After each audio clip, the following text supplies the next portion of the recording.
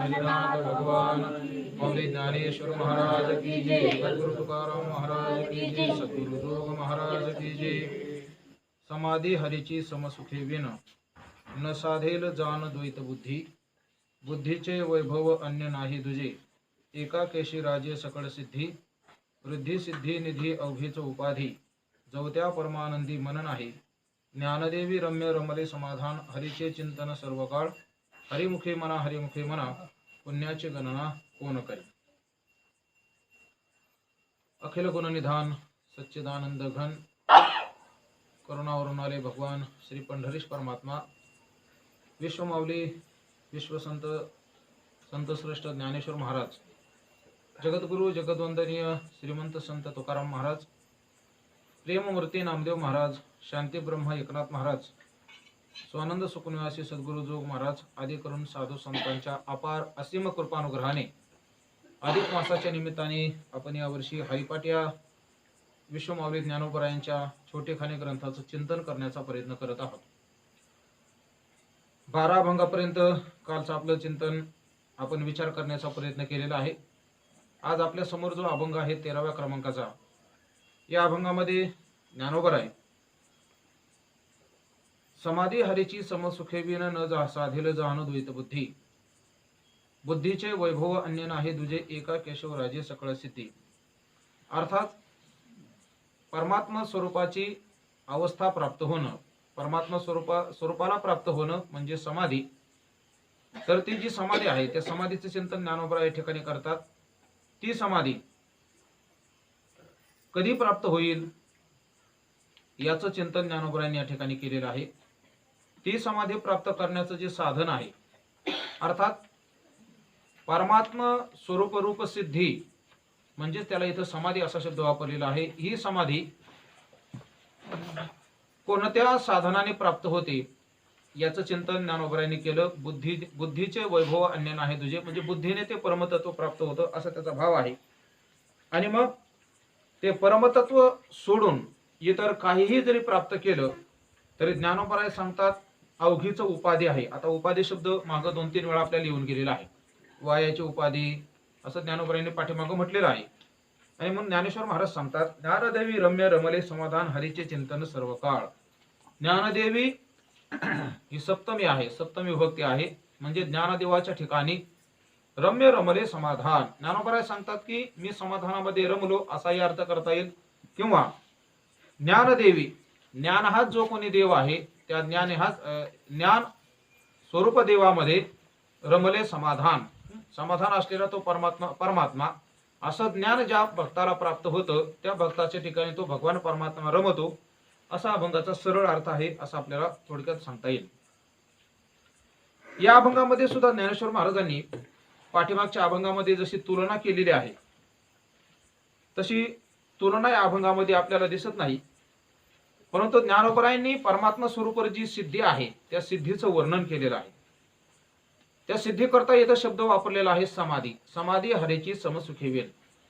आता समाधीचं चिंतन करत असताना पाठीमाग आपण चिंतन केलं होतं की योगाची जी साधना आहे त्या योग साधनेने प्राप्त होणारी समाधी आहे।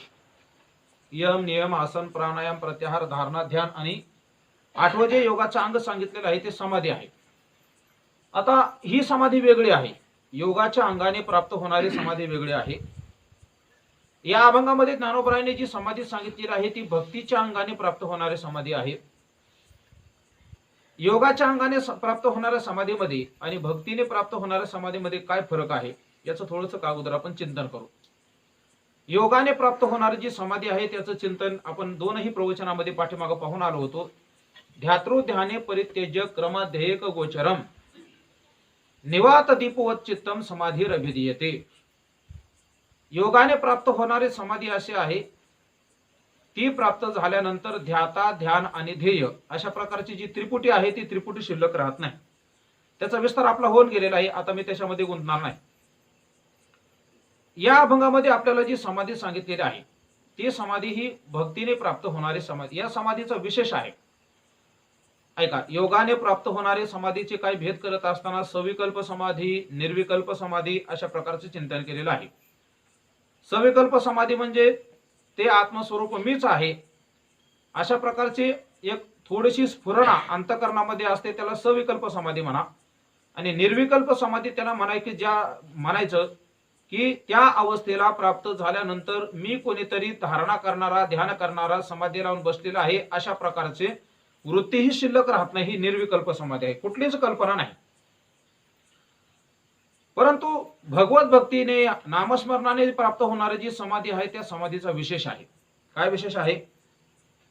ज्ञानोबरायचं चिंतन करताना ज्ञानोबरायांनी समाधी घेतलेली आहे आळंदीमध्ये, आपल्याला सर्वांना ज्ञात आहे. योगाची साधना करून समाधी घेणाऱ्यांच्या समाधी आपण पाहतो, त्याच्यावर काही दगडाचे थडगे वगैरे बांधलेले असतात. पण ज्ञानोबरायांची समाधी कशी आहे? आपण हरिपाठामध्ये रोज म्हणतो, ज्ञानदेवा निवृत्ती दे विज्ञान समाधी संजीवन हरिपाठ. ज्ञानोबरायांची समाधी ही संजीवन समाधी आहे. ऐका, संजीवन समाधी शब्दाचा अर्थ काय आहे? ज्ञानोबराय आज 750 वर्ष जवळजवळ झाले.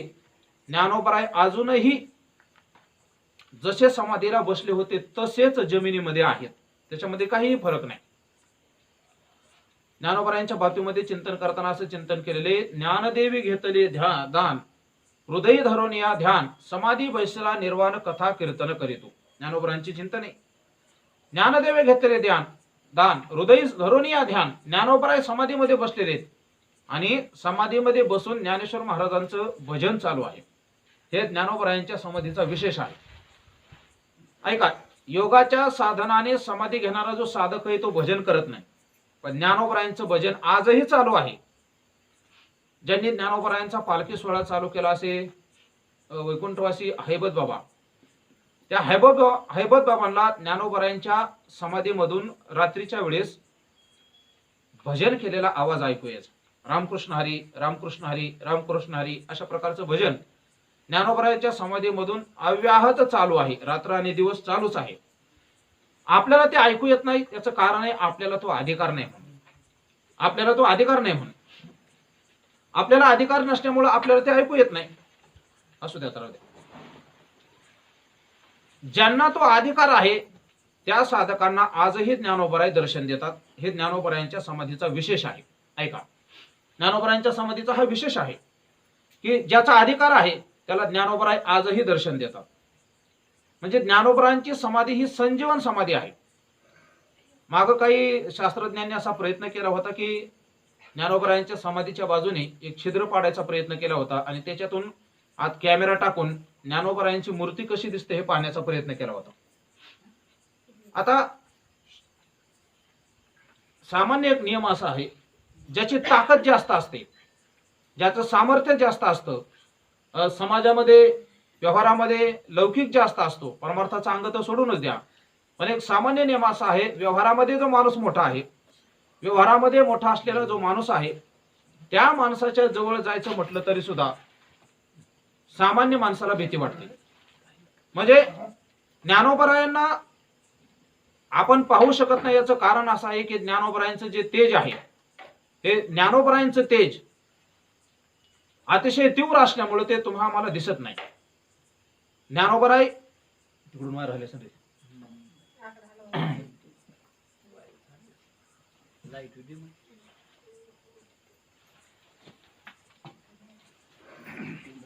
सामान्य व्यवहारातला संसारी माणूस जरी असला आणि संसारी माणूस मोठा जर असेल तर त्याच्या समोर जायला सामान्य माणसं घाबरतात. अर्थात ते त्याचं एक शक्ती सामर्थ्य असतं, शक्तीचं वलय असतं. तसं ज्ञानोबराय हे पूर्ण परमात्मा स्वरूप असल्यामुळं, ज्ञानोबरायांचं वलय अतितीव्र असल्यामुळं ते फक्त अधिकारी साधकांनाच ज्ञानोबराय दर्शन देतात. तर ज्ञानोबरायांची ही समाधी आहे. या अभंगाचा विषय आहे. ज्ञानोबराय या ठिकाणी वर्णन करतात की समाधी हरीची जी समाधी आहे, इथं योगाची समाधी असा शब्द नाही, हरीची समाधी आहे. हरीची जी समाधी आहे ही हरीची समाधी ज्ञानोबराय सांगतात आपल्याला, समसुखे विन न साधेल जाण आणि द्वैत बुद्धी न साधेल जाण, दोन विकल्प आहेत. समसुखे विन याचे दोन अर्थ आपल्याला करता येतील. समसुखे विन म्हणजे जे सुख सगळीकडे समान रीतीने भरून आहे अशा प्रकारचं सुख जोपर्यंत आपल्याला प्राप्त होत नाही तोपर्यंत हरीची समाधी प्राप्त होणार नाही, असा एक अर्थ आहे. आणि समसुखे विन याचा अर्थ असा आहे की जगामधली येणारी सुख दुःख जी आहेत त्या सुखाकडे आणि दुःखाकडे पाहण्याची आपली समान दृष्टी जोपर्यंत होत नाही तोपर्यंत आपल्याला या समाधीचा अनुभव येऊ शकत नाही. परमार्थाची अतिउच्च अवस्था आहे. सामान्य संसारी माणसाचा जर विचार केला तर सामान्य संसारी माणसाचं जीवन असं असतं, थोडंसं सुख झालं की माणसं हुरळून जातात आणि थोडंसं दुःख जर झालं तर माणसं हतबल होतात. सामान्य क्षुद्र सुखाने माणसं हुरळून जातात आणि अतिशय क्षुद्र दुःख असेल तरी माणसं दुःखी होतात.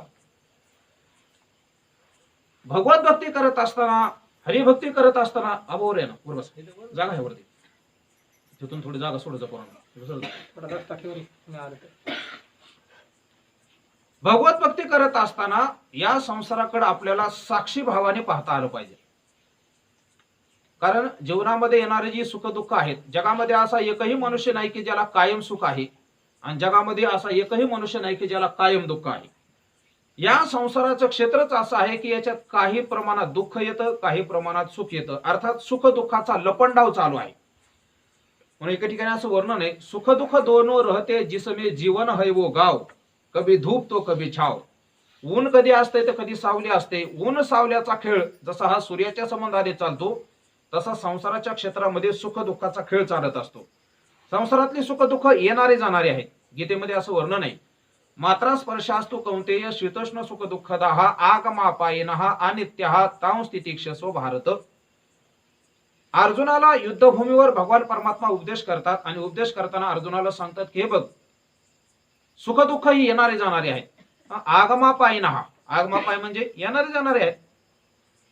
हा खांब आहे, हा खांब रात्री घरी जातो आणि सकाळी पुन्हा इथं येतो, असं होतं का?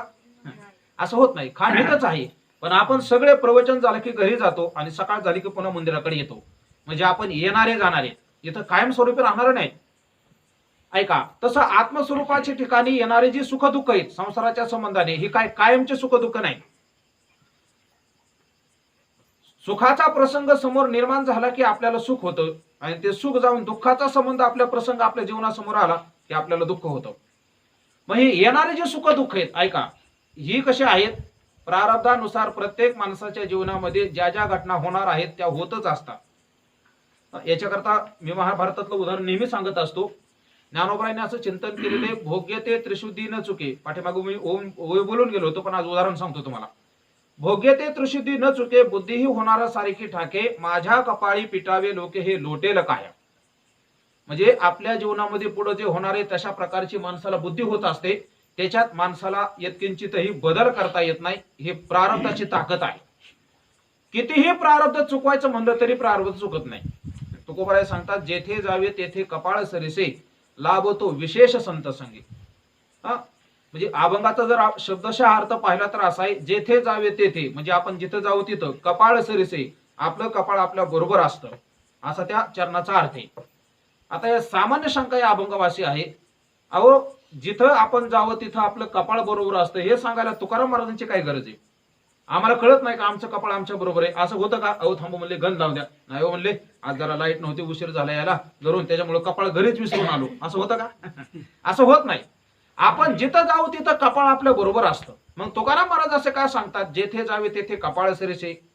हो ऐका, म्हणून मी अनेक वेळा बोललेलो आहे की संत वाङ्मयाकडे पाहत असताना एकाच अर्थाच्या दृष्टीने किंवा व्याकरणाच्या दृष्टीने बोलायचं झालं तर शब्दाचे जे अर्थ केले जातात, वाक्यांचे जे अर्थ केले जातात, त्याच्यामध्ये काही व्यंजनेचे अर्थ असतात, काही लक्षणेचे अर्थ असतात, काही वाक्य म्हणजे शब्द अभिधा अर्थ म्हणतात. ज्याला शब्द उच्चारला बरोबर अक्षर लक्षात येतं, अर्थ लक्षात येतो, त्याला अभिधा अर्थ म्हणतात. ग्रंथ ज्ञानोबरायांचा गाथा म्हणले की आपल्या समोर हे पुस्तक उपस्थित झालं म्हणजे काय झालं, ह्याला अभिधेचा अर्थ म्हणतात. लक्षणेचा अर्थ कशाला म्हणतात? गंगेवर गवळ्याचा वाडा आहे, गंगायाम घोषाहा असं वेदांताचं वाक्य आहे. पाहुणे आले घरी आणि पोराला सांगितले, बघ गंगेवर गवळ्याचा वाडा आहे आणि तिथून जाऊन 1 लिटर दूध घेऊन ये. पोरग गेलं गाडीवर. गाडीवर गेल्यानंतर पोराने काय केली, नाव काढली. नाव काढल्यानंतर अख्खी गंगा नदी त्याने फिरला, मध्ये गेला, कडेला गेला, सगळ्या पाण्यात फिरत बसला आणि संध्याकाळ झाली, पर दिवसभर फिरतच होता. आईने विचारलं, बाळू तुला सकाळी 10 वाजता दुधाला पाठवलं होतं, आता परत संध्याकाळी 7 वाजत आले, तू दूध आणलं नाही का? तो म्हणला, आई तू मला सांगितलं होतं की गंगेवर गवळ्याचा वाडा आहे, मी अख्खी गंगा शोधली दिवसभर पण गंगेवर गवळ्याचा वाडाच नव्हता. आई म्हणली, मूर्खा, गंगेवर गवळ्याचा वाडा याचा अर्थ गंगेच्या काठावर गवळ्याचा वाडा, याला लक्षणा म्हणतात. गंगेवर म्हणजे काय, अहो म्हणले आमक्या आमक्याचं घर कुठे, अहो म्हणले हे काय ह्या घरावरून पलीकडे गेलं का नाही त्यांचंच घर आहे, हे काय केलं ह्या घरावर चढला, ह्या घरावरून पलीकडे गेलं म्हणजे याचा अर्थ काय, घराच्या शेजारून रस्ता आहे असं त्याचा अर्थ आहे ना, याला लक्षणा म्हणतात. अभिनेचा अर्थ त्यालाच वाच्यार्थ म्हणतात आणि लक्षणेचा अर्थ याच्यापेक्षा व्यंजनेचा अर्थ वेगळा असतो. व्यंजनेचा अर्थ म्हणजे आपले शिवाजीबा नेहमी सांगतात, बाई दारामध्ये कुत्र बसलेलं होतं, हे घरामध्ये झोपलेलं होतं यजमान मालक तिचा, आणि बाईने कुत्र्याच्या शेपटावर पाय दिला, हाड म्हणले मुडद्या, मोटर चालू करायला जाणार होता आणि हिथंच पसरलाय, ते आतलं चादरी सकट उठलं. याला व्यंजनेचा अर्थ म्हणतात. याला काय म्हणायचं, व्यंजनेचा अर्थ म्हणतात. तसं संत महात्म्यांच्या शब्दाचे अर्थ करत असताना आपल्याला ऐका, गंमत अशी आहे, संतांचा एकही शब्द असा नाही की जो व्याकरण शास्त्राला धरून नाही. आमचे गुरुवरे मारुती बाबा तो गोड सांगत असतात, काय ज्ञानेश्वर महाराजांनी ज्ञानेश्वरी लिहायला घेतली. ज्ञानेश्वरी लिहायला घेतल्यानंतर आता ज्ञानेश्वरी म्हणजे श्रीमद भगवद्गीतेवरची टीका आहे. श्रीमद भगवद्गीतेचे 18 अध्याय आहेत. भीष्म महाभारतामध्ये भीष्म पर्व आहे, त्या भीष्म पर्वामध्ये श्रीमद भगवद्गीता 18 अध्यायाची सांगितली. 18 अध्यायाचे 700 श्लोक आहेत सगळे. मग ज्ञानोबरायांनी आपल्या निवृत्तीनाथांच्या आज्ञेवरून ज्ञानेश्वरी ग्रंथ लिहिण्याकरता घेतला. ज्ञानेश्वरी ग्रंथ दुसरं काय नाही, गीतेच्या श्लोकाचा अर्थ ज्ञानोबरायांनी केलेला आहे, त्याला ज्ञानेश्वरी म्हणतात. पण ज्ञानोबरायांनी इतक्या प्रभावीपणे गीतेचं चिंतन मांडलेलं आहे की गीतेमध्ये जे विषय आलेले नाहीत असेही काही विषय ज्ञानोबरायांनी ज्ञानेश्वरीत मांडलेले आहेत. मग आता आमचे गुरुजी सांगत असतात, ज्ञानोबरायांनी काही श्लोक घेतला, लिहायला सुरुवात केली, म्हणजे ह्या श्लोकाचा असा असा अर्थ आहे असं नाही. मग आमचे गुरुजी सांगतात की ज्ञानोबरायांनी डायरेक्ट ज्ञानेश्वरी लिहायला घेतली. ज्ञानेश्वरी लिहायला घेतल्यानंतर गीतेला असं वाटलं की आता आपलं महत्व कमी होतंय. ज्ञानेश्वरी जर समाजामध्ये प्रचलित झाली, सगळ्या लोकांपर्यंत पोहोचली, तर संस्कृत कोणाला कळत नाही, आणि ज्ञानेश्वरी लोकांना कळायला लागल्यानंतर ज्ञानेश्वरी सगळी लोक वाचतील, आपल्याला काहीच किंमत राहणार नाही. आमचे गुरुजी सांगतात, मग गीतेच्या श्लोकांनी काय केलं, जिथं ज्ञानेश्वरीत आपल्याला जागा गावून तिथं जाऊन बसले श्लोक तिथं जाऊन बसले. मग आपण जर उघडली ज्ञानेश्वरी तर काय काय म्हणजे एक एक श्लोकावर ज्ञानोबरांचे चिंतन आहे. काय काय ठिकाणी पाहिलं तर 2-2 श्लोकावरच्या खाली चिंतन आहे. काय काय ठिकाणी पाहिलं तर 3-4 श्लोक एका खाली एक असे आलेले आहेत. मी कशा करता बोलतोय, संत वाङ्मयामध्ये आलेले जे शब्द आहेत ते शब्द अतिशय व्यापक अर्थाने आलेले आहेत. संतांच्या वाङ्मयामध्ये सगळं व्याकरण आहे. याचा अर्थ असा नाही की संतांनी व्याकरणाप्रमाणे लिहिले. मग संतांचं बोलणंच एवढं अचूक आहे की व्याकरण सोडून ते बोलूच शकत नाही, व्याकरणाला त्यांच्या मागे पळावं लागतं, असं शास्त्र आहे. संत महात्मे म्हणजे सामान्य नाहीत, ते परमात्म्याचे अवतार आहेत. म्हणून वेदाच्या बाबतीमध्ये चिंतन करताना अपौरुषेय वेदाः असं वर्णन केलेले. म्हणजे वेद काय कुणी पुरुषाने निर्माण केलेले नाही. पुरुषाने जर ग्रंथ निर्माण केला तर पुरुषकृत ग्रंथामध्ये 4 प्रकारचे दोष असतात: भ्रम, प्रमाद, विप्रलिप्सा आणि कर्णापाठव. आपण म्हणजे कितीही विद्वानाने ग्रंथ लिहायला घेतला तर त्याच्यामध्ये 4 प्रकारचे दोष आपल्याला सापडतात: भ्रम, प्रमाद, विप्रलिप्सा आणि कर्णापाठव. ऐका, भ्रम कशाला म्हणायचं, भ्रम म्हणजे समजा आपण ग्रंथ लिहिणार म्हणजे काय करणार, एक तर कुठंतरी आपण वाचलेलं असेल किंवा एखाद्या विद्वानाच्या मुखातून श्रवण केलेलं असेल, तेच आपण काय करणार, लिहिण्याचा प्रयत्न करणार. मग चुकून असं होतं की इथं एखादा सिद्धांत ऐकलेला असतो, इथं म्हणजे माझ्याकडे नाही, कुठं एका मोठ्या विद्वानाकडे आपण तो सिद्धांत ऐकलेला असतो आणि आपल्याला वाटतं तो लिहून काढावा. लिहिता लिहिता काय होतं, सगळंच ऐकलेलं जसंच्या तसंच आपल्या डोक्यात राहील याची शाश्वती नसते. एखादा शब्द इकडे तिकडे होण्याची शक्यता असते, त्याला म्हणतात भ्रम.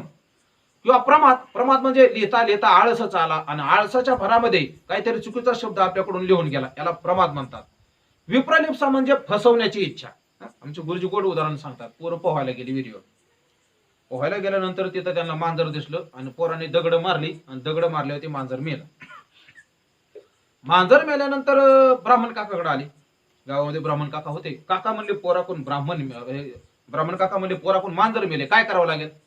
ब्राह्मण काकाने सांगितलं, ते पंचांग काढलं काकाने, सगळं काय बघायचं तर बघितलं आणि त्याने सांगितलं काय नाही म्हणले, मांजराच्या आकारा एवढं तुम्हाला सोन्याचं मांजर करावं लागेल आणि ते दान द्यावं लागेल. काय ते पोरांचे बाप सगळेच आले होते. मग त्याच्यातले माणसाने विचारलं, काय रे म्हणले पोरांनो, मांजर नेमकं कोणाच्या दगडाने मेले. कोणाच्या दगडाने मेले म्हणल्यानंतर पोरं म्हणले काकांच्याच पोराकडून मेले. काकांच्या पोराकडून मेले म्हणल्यानंतर काका म्हणले थांबा पंचांग बघताना थोडी चूक झाली माझ्याकडून, आणि मग काय नाही म्हणले, तुळशीचं पान दान केलं ना तरी सुद्धा चालते. याला म्हणतात विप्रलिप्सा. कोणाला तरी फसवण्याच्या इच्छेने काही वाङ्मय तयार होतं माणसाकडून, त्याला विप्रलिप्सा म्हणतात. आणि कर्णापाठव म्हणजे सांगणारा भरपूर सांगतो, सांगणाऱ्याच्या शब्दामध्ये एकही अक्षराची चूक नाही, पण याच्या कानामध्ये दोष आहे. तिकडून त्याने एक सांगितलं की एक नेहमी कीर्तनकार उदाहरण सांगतात, एकाच्या डोळ्यात दोष होता, डोळ्यामध्ये दोष होता म्हणून तो दवाखान्यात गेला. दवाखान्यात गेल्यानंतर डॉक्टरने विचारलं, का हो तुम्ही तिघजण कशाला आलाय? तिघजण कशाला आलाय? तो म्हणला, तिघजण कुठं, मी एकटाच आलोय. म्हणजे कशाला आलाय? मला एकाचे 2 दिसतात. डॉक्टर म्हणलं, तू एक आलाय पण मला एकाचे 3 दिसायला लागलेत. याला करणा पाठव म्हणतात. करण म्हणजे साधन. करण शब्दाचा अर्थ आहे साधन. करणे तृतीय. मराठी व्याकरणामध्ये किंवा संस्कृत व्याकरणामध्ये तृतीय विभक्ती करण या अर्थाने येते. त्याला कारक प्रकरण असं वेदांत व्याकरणामध्ये कर्ता कशाला म्हणायचं, कर्म कशाला म्हणायचं, करण करण करण म्हणजे साधन. तृतीय साधन सांगते नेहमी. ऐका, मला व्याकरण सांगायचं आपल्या समोर. तर विप्रलिप्सा याला म्हणतात फसवणं. आणि कर्ण पाठव म्हणजे आपल्या इंद्रियामध्ये असलेले दोष. मी कशा करता बोलतोय? संत महात्मे जे बोलतात ते संत महात्मे परमात्मा स्वरूपाला प्राप्त होऊन बोलत असतात. आणि परमात्मा हा कसा आहे? अपौरुषेय आहे. तो काही नाही घडविला नाही बैसविला. तुकाराम महाराज वर्णन करतात, आमचे गुरुजी गोड सांगतात की मी ते एक दिवशी बोललो होतो की देव त्याला म्हणतात ज्याला बाप नाही आणि ज्याला कोणी पोरगा नाही त्याला देव म्हणतात. म्हणजे ज्याचा कोणी बाप नाही आणि जो कोणाचा बाप नाही त्याला देव म्हणा. ज्याचा कोणी मुलगा नाही आणि जो कोणाचा मुलगा नाही त्याला देव म्हणा. प्रक्रियाच्या भाषेत बोलायचं झालं तर असं आहे, ज्याचा कोणी कर्ता नाही आणि जो कोणाचा कर्ता नाही त्याला देव म्हणतात. ज्याचं कोणी कर्म नाही आणि जो कोणाचं कर्म नाही त्याला देव म्हणतात. अशा परमात्मा स्वरूपाला प्राप्त झालेले हे संत महात्मे आणि त्या संत महात्म्याच्या मुखातून निघालेले जे शब्द आहेत ते इतक्या सामान्य अर्थाने आलेले नाहीत. याच्याकरता मी विस्तार केला. ऐका, मी प्रमाण सांगितलं तुम्हाला, जेथे जावे तेथे कपाळ. भोग कधी चुकत नाहीत. खोटा सोडू नका. तुम्ही तुम्हाला सांगून ठेवले, खोटा हलवायचा नाही अजिबात जागेवर. भोग कधी सुटत नाहीत. म्हणून तुकाराम महाराज सांगतात, जेथे जावे तेथे कपाळ सरसे. आपण जिथं जातो तिथं कपाळ आपल्या बरोबर असतं. मग मी बोललो होतो की कपाळ आपल्या बरोबर असतं हे ऐकण्याकरता कीर्तनाची प्रवचनाची तुकाराम महाराजांची काय गरज आहे? आम्हाला कळत नाही का आमचं कपाळ आपल्या बरोबर असतं? याचा अर्थ असा आहे, कपाळ शब्दाचा अर्थ कपाळ नाही, तर कपाळ शब्दाचा अर्थ आहे प्रारब्ध. आपलं जे प्रारब्ध आहे ते आपण कुठेही गेलं तरी प्रारब्ध चुकत नाही, असा त्या चरणाचा अर्थ आहे. ललाटीचे लिहिले न मोडेगा काही केले, काळे गोरे पण धुतले फिटवणे. आता मी किती साबण लावले म्हणजे गोरा होईल? दुसऱ्याला बोलल्यापेक्षा मी मला बोलतो, कारण एका ठिकाणी मी दुसऱ्या माणसाला बोलवतो, लई राग आला होता. तेव्हापासून मी आपलं सगळं मलाच बोलत असतो. काय मी किती साबण लावले म्हणजे मी गोरा होईल? हो, कितीही साबण लावले तरी गोरा होणार नाही. जोपर्यंत हा देह आहे, हा गोर व्हायचा उपाय आहे बरं का. कुणाला जर गोर व्हायचं असलं घड्याळ तो ऐकून घे. काय नामदेव महाराजांचा अभंग आहे, सुवर्ण दाने कांती निर्मळ. या जन्मामध्ये तुम्ही सोन्याचं दान करा. काय करा? सोनं. सोनं सोनं म्हणजे सोन्या नावाचा मुलगा नाही, सोनाराच्या दुकानातलं सोनं. ते जर दान केलं तर पुढचा जन्म आपल्याला अतिशय गोरा मिळतो. बघा, मग कोणाला गोर व्हायचं असले तर बोलू नका मध्ये. ऐका, मी सांगत होतो प्रारब्ध माणसाला चुकत नाही. सामान्य उदाहरण कीर्तनकार नेहमी सांगतात, एकाला देवपूजेचा कटाळा होता. काय नाही होत, काय खाते का ते? ऐका, एकाला देवपूजेचा कंटाळा होता.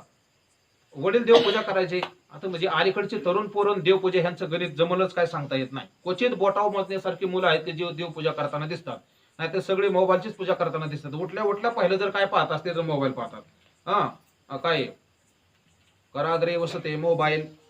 आता तो नवीन श्लोक तयार केला, मी सांगत नाही तुम्हाला. चला, काय ते पोरग काही परमार्थातलं नव्हतं, पण कुठंतरी एका जवळच्या सोयऱ्याची मयत झाली आणि रात्रीच्या गाडीने जावं लागलं. त्या घरमालकाला पोरग घरी होतं. आईने सांगितलं, बाळू तुझे वडील आता काही येणार नाही 10 झाल्याशिवाय, 10 दिवस तुला पूजा करावं लागते.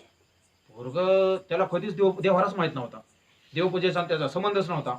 तो म्हणला 10 दिवस देवपूजा करायची. बरं म्हणलं, चला एखादा देव असेल कसं तरी आंघोळ घालू. त्याने घरामध्ये जाऊन पाहिलं तर देवाऱ्यावर देवांची जत्राच. आम्ही विनोदाने सांगत असतो, लोक यात्रेला जातात आणि यात्रेला जाऊन ह्या तीर्थातला एक देव, त्या क्षेत्रातला एक देव, त्या क्षेत्रातले एक देव, यात्रा करून घरातच सगळ्या देवांची यात्रा भरवतात, सगळ्या ठिकाणचे देव. त्याने पाहिलं तर 50 देव देवाऱ्यात. तो म्हणला, एवढ्या देवांना आंघोळ्या कधी घालाव्यात? एवढ्या देवांना आंघोळ्या घालण्यामध्ये पण आपण मोबाईल कधी पाहावा, व्हॉट्सअपचे मेसेज कसे टाकावं, युट्यूब कधी बघावं, फेसबुक कधी बघावं. त्याने डोकंच चालवलं. बादली घेतली आणि बादली सगळे देव भरले. घरासमोर विहीर होती. जुन्या काळामध्ये सगळ्यांच्या घराजवळ विहिरी असायच्या. त्याने काय केलं, बादली खालीवर केली 1-2 वेळा आणि बाहेर काढली. देवाऱ्यावर देव मोजून ठेवली तर देवाऱ्या 49 देव भरले. आईला म्हणलं, आई आज 10 दिवस देवपूजा करायची गरज नाही. म्हणजे का? एका देवाने आत्महत्या केली म्हणजे सुतक पडलं देवाला. सुपीक डोकं चालवलं त्याने. देवांना सुतक पडलं, म्हणले 10 दिवस देवपूजा करायची गरज नाही. ती बाई परमार्थ ऐकणारी होती. महाराज आपला भाग खूप तसा पापी म्हटलं तरी चालेल. काय काय भागामध्ये असं आहे, बाया खुरापताना वेदांत सांगतात. आपल्या बाया म्हणतात तिकडल्या गप्पा हाणत्याने, ह्याने असं केलं, त्याने तसं केलं, हिने असं केलं, तिने तसं केलं, तुला साडी कसली आणली. काय काय भाग असे ते रंगनाथ गुरुजी परभणीकरांच्या गावाकडे जर गेलो का नाही, कीर्तन करायला भर कीर्तनामध्ये सांगतात, वा तुमची प्रक्रिया इथं चुकली. काय तयार असेल ती. आपल्या बायांना काय घेणं देणं नाही त्याचं. बुवा तुम्ही आला ना, मी सांगितलं ना, आलेल्या पाया पडतात महाराज, लांबूनच पाया पडतात. आलेल्या येताना जाताना जवळून पाया पडतात. का हे तुमचं तुम्हाला लांबून बघू, तिथून एखादं मध्ये पडलं तर ती उतरून न्यावं लागेल. काय हो, त्याला एवढा कटाळा महाराज देवपूजेचा. त्याने आईला सांगितलं, देवाने आत्महत्या केली. आता 10 दिवस आईने कानाखाली दिले. मूर्खा म्हणले हे सगळे नियम माणसाला असतात, देवाला नसतात.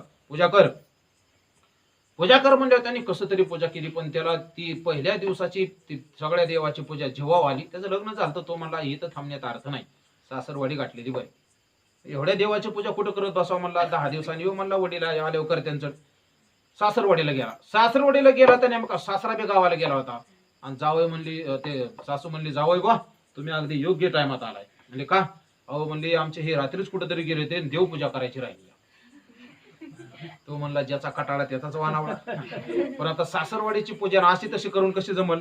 महाराज त्याने जे काय रंगीत पूजा केली देवाला, जसे नाही तसे महाराज मस्त कपडे, काय काय महाराज देवाची पूजा खूपच भारी करतात. आजही आळंदीमध्ये एक महाराज आहेत, हनुमान महाराज म्हणून. हनुमान महाराज मते चालीचा बादशाह आहे. लय चाली त्या माणसाकडे, भयंकर चाली म्हणणार. कराडकराचे जे नियम आहेत ना, प्रत्येक अभंगाला वेगवेगळी चाल आहे त्यांच्याकडे, ऐका. आणि त्यांच्या जीवनाचा विशेष असा आहे की ते आजही 10 तास देवाची पूजा करतात रोज. स्वतः हाताने पुरणपोळी बनवून देवाला नैवेद्य दाखवतात. रोजचं आहे त्यांचं. 10 तास देवपूजा चालते त्यांची रोज. आणि रोज हाताने पुरणपोळी करून ते नैवेद्य दाखवतात. मी कशा करता सांगतोय तुम्हाला.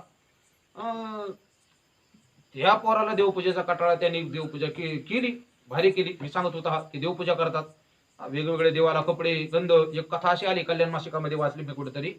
एक मुसलमानाचा टेलर होता आणि तो राधेचे कपडे शिवायचा. तुम्ही जर वृंदावन भागामध्ये गेले, आपल्याकडे रामकृष्ण हरी, जय हरी, राम राम असं म्हणतात महाराष्ट्रामध्ये. तिकडे जर आपण गेलो तो राधे राधे राधे राधे. बरं, एक माणूस नाही, माळकरी नाही, तुम्ही कुठेही जाऊ द्या, टांग्यावाला असू द्या, राधे राधे राधे राधे म्हणणार. आपण म्हणतो हे गायबान्या हे बाजूला, ही आपली भाषा. तिकडे असं नाही. राधे राधे म्हणलं की त्या लोकांना सवय. दुकानदार असू द्या, टांग्यावाला असू द्या, गाडीवाला असू द्या, एसटी वाला, काही असू द्या, सगळ्याच्या मुखामध्ये राधा शब्द आहे. आणि मग तो राधेचे कपडे शिवायचा, मुसलमानाचा टेलर. हा बघा भावाला किती किंमत आहे. आपला भावाचा विषय तर चालूच आहे.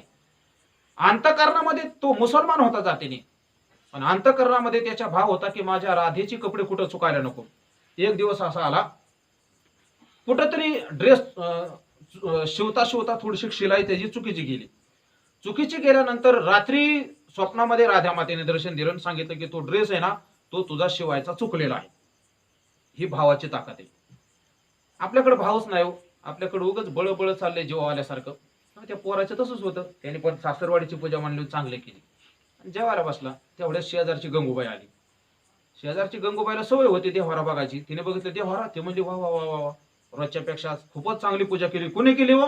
आता सासूला तेवढंच पाहिजे. सासूने सांगितलं हा हा माझे जावई आले, जावईने पूजा केली. गंगूबाई म्हणली तुमचे मालक आणि आमचे मालक रात्री बरोबरच गेले, तर आमची बी पूजा राहिली, जावायला पाठवता का? जावय म्हणला आता जगण्यात काय अर्थ नाही. घरचं कटाळा म्हणून इकडं आलो तर इकडं बी तू उद्योग लागला. जावयाने विचारच केला आत्महत्याच करायची. माणसाने आत्महत्या करू नये बरं का. ते भागवतामध्ये असं वर्णन नाही. आत्महत्या करून निमाला तो मरताची नरका गेला. आत्महत्या करणाऱ्या माणसाला जाळायला सुद्धा सांगितलं नाही. आपण मेलेली जनावर जशी ओढून टाकतो ना, तसं बैल झुपायची, धाव बांधायचं त्याच्या पायाला, फरा ओढून निहून टाकायचं, त्याचा धावा करायचा नाही, सावडायचं नाही, कुठ श्राद्ध घालायचं नाही. का? एवढा नरदेह सुंदर भगवान परमात्म्याची प्राप्ती करण्याकरता साधन म्हणून प्राप्त झालेलं, आणि ते साधनच तुम्ही नष्ट केलं, तुमची कुठलीच क्रिया करायचा अधिकार नाही. आणि ऐका, त्याच्या मैतीला जाणाऱ्याला पाप लागतं अर्ध आत्महत्येचं. हो, मग इथून पुढे बघा कोणाच्या मैत्रीला जायचं नाही. किती बी जवळचा असू द्या, आत्महत्या केली ना अजिबात कोणी हलायचं नाही, पुढे जायचं नाही. त्याने विचारच केला त्या पोराने, आता उदाहरणातल्या आत्महत्याच करायची. मोठा गळ्यामध्ये दगड बांधला, एका हिरीकडे पळायला लागला. हिरीजवळ म्हातारी आजीबाई होती, काठी टेकत टेकत हिरीपाशी फिरत होती. म्हातारीने पाहिलं कुणीतरी पोरग दिसते, तरण ताठ, काहीतरी नवरा बायकोचं तरी भांडण झालं असेल, पैसा पाण्यावर तरी काहीतरी झालं असेल, पण हे पोरगा आत्महत्या करायला आलेले. ए बाळू थांब म्हणली. ते म्हणले काय झाले? काय नाही म्हणलं, आता मला जगायचंच नाही, जगण्यात काहीच अर्थ नाही. ती म्हातारी म्हणली, हे बघ काय झालं ते तरी सांग. आता सांगण्यासारखंच नाही म्हणलं, कसं सांगावं देवपूजेचा कटाळा आहे म्हणून, सांगण्यासारखंच नाही. ती म्हणली, हे बघ तुझं सांगण्यासारखं असू नाही ते नसू, तू पुन्हा घरी जाऊच नको. हा, माणसाने वैताग जर आला आत्महत्या करण्यापेक्षा कुठेतरी निघून जावं, देश त्याग करावा, आपल्याला जिथं कोणी ओळखत नाही तिकडे जावं, पण आत्महत्या करू नये. ते म्हणजे हे बघ इथं तुला कोणी ओळखणार नाही आणि मला मागं पुढं कोणी नाही, इकडची 25 एकर हिकडची 25 एकर सगळी माझीच आहे, मला मालकही नाही, पोरगही नाही, पोरगी नाही, मला भाऊ नाही, कोणीच नाही म्हणली, हे सगळं तुलाच होईल. तो म्हणला पण काम काय करावं लागेल, त्याचं काम, त्याला कामाचं कटाळा. म्हातारी म्हणली तुला काडीचं काम करायचं नाही, जिथली तिथं सगळं गडी लावून दिले ते, फक्त तुला काय करायचे लक्ष ठेवायचे. फक्त कोण काय करतंय काम, मला काय काम काहीच नाही म्हणली, फक्त सकाळी घरची देवपूजा करायची. उदाहरण संपलं. कशा करता सांगितलं, याला प्रारब्ध बनते. आपण कितीही चुकवायचा प्रयत्न केला तरी प्रारब्ध आपल्या समोर दत्त म्हणून उभा राहतच असतं. ऐका, हे संसाराचं क्षेत्र आहे. म्हणून मी सांगत होतो, संसारातली जी सुख दुःख आहेत, हे संसारातली सुख दुःख प्रत्येकाच्या जीवनामध्ये येत असतात. फरक एवढाच आहे, काहीच्या जीवनामध्ये मागचं जर कर्म थोडं असेल दुःखाचं तर त्याला थोडं दुःख मिळेल, आणि एखाद्याच्या जीवनामध्ये मागचं जर वाईट कर्माचं जास्त असं प्राबल्य असेल तर त्याला जास्त जीवनामध्ये दुःख भोगावं लागेल. पण सुख दुःख नाहीत असा एकही जीव संसारामध्ये आपल्याला सापडत नाही. मग इथं चिंतन असं आहे, समाधी हरेची समसुखेवीन. आपला अभंगाचा समसुखेवीन म्हणजे काय, तर संसारामध्ये येणाऱ्या सुखदुःखाकडे आपल्याला समान पद्धतीने बघता आलं पाहिजे. सुख दुःखे समे कृत्वा लाभा लाभो जया जयो. गीतेमध्ये भगवान अर्जुनाला सांगतात, तुला लढाई करायची आहे, तुझ्या समोर तुझे चुलते उभा आहेत, तुझे भाऊ उभे आहेत, ज्यांच्याकडून तू विद्या ग्रहण केली असे गुरु सुद्धा उभे आहेत. पण आता रणांगणामध्ये आल्यानंतर तुझ्या समोर कर्तव्य तुझं जे आहे ते युद्ध करणं हे कर्तव्य. ऐका, माणसाने भावनेपेक्षा कर्तव्याला प्राधान्य द्यावं. जीवनामध्ये माणसं भावनेला प्राधान्य देतात, कर्तव्य त्याच्यामुळे बाजूला जात असतं. माणसं जर कर्तव्यावर टिकून राहिले ना, काय बिशादे भांडणं व्हायची, काहीच बिशाद नाही. घरातल्या माणसाने आपापली कामं जर केली, हे माझं काम आहे मला केलंच पाहिजे असं जर म्हणलं तर कुठंच घरामध्ये बिघाड होत नाही. पण मी असं म्हणजे शेजारच्या घरामध्ये ती तसं करत नाही, मग मी असं का करावं असं जर भाव निर्माण झाला तर मात्र घरामध्ये भांडणं लागल्याशिवाय राहत नाहीत. म्हणून माणसाने जीवनामध्ये जगताना कर्तव्याला प्राधान्य द्यावं. म्हणून कितीही आजारी असू द्या, आमच्या गुरुजींनी म्हणजे आळंदीचं सांगतो तुम्हाला, कधीच पाठ घ्यायचे सोडले नाहीत. बरोबर त्या टायमाला आमचे वैद्य बाबा तर 7 वाजता पाठ असायचं तर 6:45 तिथं हजर असायचे. सगळ्या पोरांच्या आधी येणार, मस्त आडी टाकणार, त्यांना पेपर वाचायचं होते तिथे येणार, आणि पोरं आली. पोरांना ऐका, गुलेबाबांचा एक विशेष होता. गुलेबाबा ज्ञानेश्वर महाराजांच्या मंदिरामध्ये जर दर्शनाला गेले तर मंदिरामध्ये कोणालाच दर्शन घेऊन देत नव्हते. त्यांचं का, आपणही घेऊन देऊ नये, कारण मंदिरामध्ये त्या मंदिरातल्या देवतेला प्राधान्य असतं, तिथं ती देवता मोठी असते, त्याच्यासमोर आपण कोण आहेत. म्हणून गुलेबाबा हे बा हो बाजूला असे म्हणायचे. खोलीवर गेल्यावर बाहेर असल्यावर मग पाया पडू द्यायचे.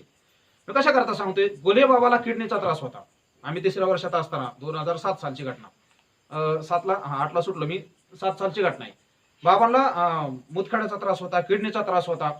इतक्या भयंकर वेदना बाबाला होत होत्या, तरी सुद्धा बाबा बरोबर 7ला रेडिओला बातम्या लागायच्या. बघा आता थोडा टाइम बदललाय त्यांनी, तर 7:10 बातम्या संपायच्या. बाबाचं ठरलेलं होतं 7च्या बातम्या चालू झाली की बातम्या ऐकायच्या, आणि 7:11 बाबा बरोबर खोलीच्या बाहेर, आम्ही तिथंच हॉलमध्ये शिकायचो जुन्या संस्थेमध्ये, बाबा बरोबर तिथे येऊन बसायचे. मी कशा करता सांगतोय, वेळेचं प्राधान्य.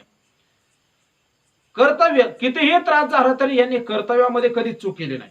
म्हणून आपण जे कर्तव्य स्वीकारलेलं आहे, आपण जे कुठलाही कर्तव्य, त्या कर्तव्यामध्ये माणसाने कधीच चूक करू नये. न प्रमादेत करीचे. आपण कर्तव्य जर आपलं चोख बजावलं का नाही, जो माणूस कर्तव्य आपलं चोख बजावतो तो लवकर देवाच्या जवळ जातो, आणि जो कर्तव्यामध्ये चुकाचूक करतो अर्थात तो पापच करत असतो. आणि मग पाप याला गती काय आहे, नाही ज्याची भक्ती तो पतित अभक्त, हरिसीन भजत देव, त्याचं सगळं दैव मारलं जातं. म्हणजे जीवनामध्ये पुढे त्याला प्रतिष्ठा मिळत नाही, त्याचं जीवन म्हणजे व्यावहारिक दृष्टीने चिंतन करायचं झालं तर त्याला प्रतिष्ठा मिळत नाही. नीतीने म्हणजे आपलं कर्तव्य चुकून वागणाऱ्या माणसाच्या जीवनामध्ये व्यवहाराच्या दृष्टीने आणि परमार्थाच्या दृष्टीने देवाची कृपा लवकर त्याच्यावर होत नाही.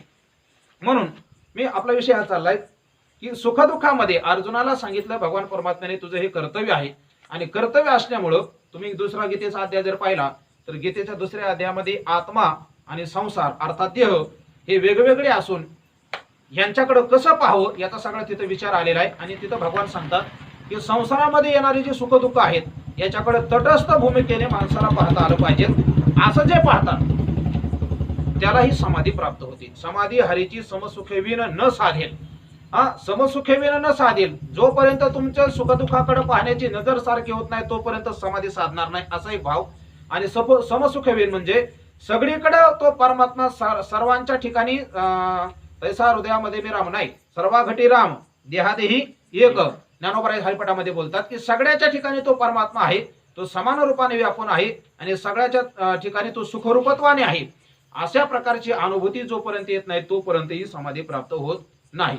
चला, आज आपल्याला गोरोबाकाकाचं चरित्र विस्ताराने पाहायचा विचार आहे, पण अभंग संपल्यावर ऐका, कारण या अभंगाला फिट बसणारं गोरोबाकाकांचं चरित्र आहे, ते सांगतो नंतर. ज्ञानोबराय सांगतात न साधेर जाण, आणि द्वैत बुद्धी समाधी न साधेर जाण. द्वैत बुद्धी जर असेल तर समाधी आपल्याला प्राप्त होत नाही. ऐका, समाधी ऐका, मी अगोदर आपल्याला सांगितलं योगातली समाधी वेगळी आहे आणि हरिभक्तीची समाधी वेगळी आहे. योगातल्या समाधीमध्ये त्रिपुटीचा बाद आहे, त्रिपुटी शिल्लक नाही. पण हरिनामाची जी समाधी आहे ती समाधीच्या सुखापेक्षा श्रेष्ठी, असा तुकोबारायांचा अभंग आहे. समाधीचे सुख सांडा वाळवणी ऐसा या कीर्तनी ब्रह्मरस. ऐका, ही तर त्रिपुटी आहे, पण ती त्रिपुटी बाधित त्रिपुटी आहे. मी आपल्याला एक दिवशी उदाहरण दिलं होतं की दोरीचा जो सुंब आहे वळलेला, तो जाळल्यानंतर सुंब जळतो पण पीळ तसाच राहतो, बरोबर. तसं भक्तीमध्ये एकदा परमात्म्याची अनुभूती आले की जगत जगत रूपाने राहतं, पण आता ते जगत जगत रूपाने दिसत नाही, आता ते परमात्मा स्वरूपाने दिसतं. आणि परमात्मा स्वरूपाने जगत दिसण्यामुळे काय होतं, याच्याकडून कर्म होत नाही असं समजायचं कारण नाही. तो कर्म वाट्याला आलेलं करतो, पण वाट्याला आलेलं कर्म करत असताना तो कसं करतो, सगळं हे परमात्म्याचंच आहे अशा भावनेने करतो. मी आज भागवत वाचत होतो, भागवतामध्ये वाटते 7व्या स्कंदामध्ये असं चिंतन आलेले, ज्याच्यामध्ये भक्त प्रल्हादाचं चरित्र आहे. 3 प्रकारचं द्वैत सांगितलेले, क्रियाद्वैत, भावाद्वैत आणि वस्तुद्वैत, असं तिथं वर्णन आहे. क्रियाद्वैत कशाला, क्रिया अद्वैत असं त्याचा अर्थ आहे. क्रियेमध्ये अद्वैत असू शकतं, भावामध्ये अद्वैत असू शकतं आणि वस्तूमध्ये अद्वैत असू शकतं. क्रियेतला अद्वैत काय आहे, तर क्रियेतला अद्वैत हे आहे आपण ज्या ज्या काही क्रिया करतो, कायेने वाचेने मनाने, या सगळ्या क्रिया आपल्या परमात्मा स्वरूपातच होतात अशा प्रकारचा भाव आपल्याला जाणवणं, याला म्हणतात क्रियाद्वैत. याच्याकरता सोपं उदाहरण सांगतो. पाण्यावर लाटा येतात, लाटा पाण्यावर येतात, पाणी व्यापक विस्तीर्ण आहे समुद्राचं, त्या पाण्यावर लाटा येतात. आता काय होतं, त्या पाण्याचा कलर आणि लाटाचा कलर, बहुतेक लाटा फेसाळ असतात, पांढऱ्या दिसतात, बरोबर, फेसाळ असतात. बरं, पाणी शांत असतं, लाटाचा आवाज लय येतो. गेल्या वर्षी आम्ही कन्याकुमारीला गेलो होतो, बरोबर. आज आम्ही कन्याकुमारीत होतो गेल्या वर्षी, बरोबर. बोधे बाबा परवा वारले होते, आम्ही आज प्रवासातच होतो. तर त्या लाटा ज्या आहेत त्या लाटाचा आवाज येतो. एक लाटाला एक पाण्यापेक्षा विशिष्ट वेगळा आकार असतो, 2. आणि लाटा ज्या आहेत त्या लाटा खूप उंच उडतात, बरोबर, 3. आणि चौथी गोष्ट अशी आहे की ती जी लाट आहे ती लाट पाण्यापेक्षा वेगळी झाल्यासारखी दिसते, 4. आता एवढं सगळं जरी दिसत असलं तरी गंमत काय आहे का, लाट पाण्याशिवाय लाट आहे का. पाणी खालचं आणि लाट याच्यामध्ये जरी 2-4 प्रकारचा फरक आपण चिंतनामध्ये घेतला, त्याला पांढरा प्रकारचा आकार म्हणजे रंग दिसतो आपल्याला, आवाज करत लाटा येतात, त्या अतिशय उंच उडतात आणि त्या पाण्यापेक्षा वेगळ्या असलेल्या दिसतात. 4 फरक आपण पाहिले. पाण्यापेक्षा त्या लाटा वेगळ्या दिसत असल्या तरी सुद्धा लाटा आणि ते पाणी वेगळंच आहे का, एकच आहे. लाट ही पाण्याचीच आहे. ऐका, याला क्रियेचा अद्वैत म्हणतात. तसं ती लाट पाण्यापेक्षा वेगळी झालेली लाट, ती लाट म्हणजे आपली जीवदशा आहे. गीतेमध्ये 15व्या अध्यायामध्ये भगवान सांगतात, ममय वांशो जीव लोके जीवभूतः सनातनः. भगवान सांगतात हे सगळे माझे अंश आहेत. अंश आणि अंशी याच्यामध्ये फरक नसतो. लाट ही अंश आहे, समुद्र हा अंश आहे. अंश अंशीमध्ये फक्त दिसायला फरक आहे, असायला फरक नाही. मी क्रियाद्वैत सांगतोय. तसं आपण ज्या काही क्रिया करतो या सर्व क्रिया परमात्मा स्वरूपाच्या ठिकाणीच होतात. अशा प्रकारचा जर भाव असेल तर त्याला क्रियाद्वैत म्हणतात. दुसरा आहे भावाद्वैत, भावातला अद्वैत. भावातला अद्वैत म्हणजे काय, आपण परमात्मा स्वरूपाची कोणत्या तरी देवाची भक्ती करतो. आपण सगळे वारकरी आहेत, पांडुरंगाचे निष्ठावान उपासक आहोत आपण सगळे. आपण पांडुरंग परमात्म्याची भक्ती करतो. पांडुरंग परमात्मा आणि मी, आमच्या दोघांमध्ये यत्किंचितही फरक नाही. तो आणि मी नाही तुझा, ज्ञानदेव आत्मा माझा, असं प्रमाणे किंवा देवते संत निमित्त त्या प्रतिमा तुका म्हणे येथे नाही भिन्न भाव भक्त तोची देव देव भक्त तुकोबाराय सांगतात.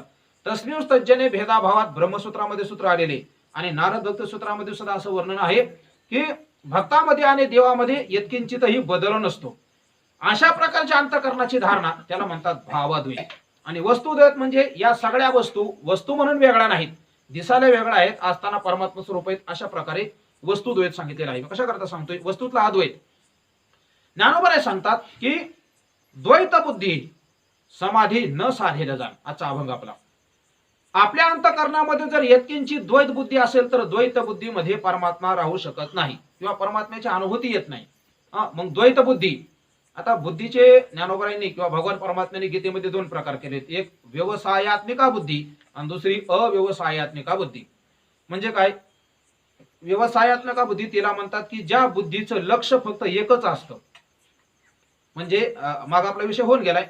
ज्या बुद्धीचा विषय एक असतो त्याला व्यवसायात्मिका बुद्धी म्हटलेले आणि ज्या बुद्धीचे विषय अनेक असतात त्याला अव्यवसायात्मिका बुद्धी म्हटलेले. मागचा विषय पुन्हा तुम्हाला ध्यानात आणून देतो. ज्या बुद्धीचा विषय फक्त परमात्मा आहे ते व्यवसायात्मिका बुद्धी आणि ज्या बुद्धीचा विषय संपत्ती, मुलं, पत्नी, घरदार, गाड्या म्हणजे आपल्या बुद्धीचे तुकडे झालेत असं आपण मागे चिंतन केलं होतं, ही अव्यवसायात्मिका बुद्धी आहे.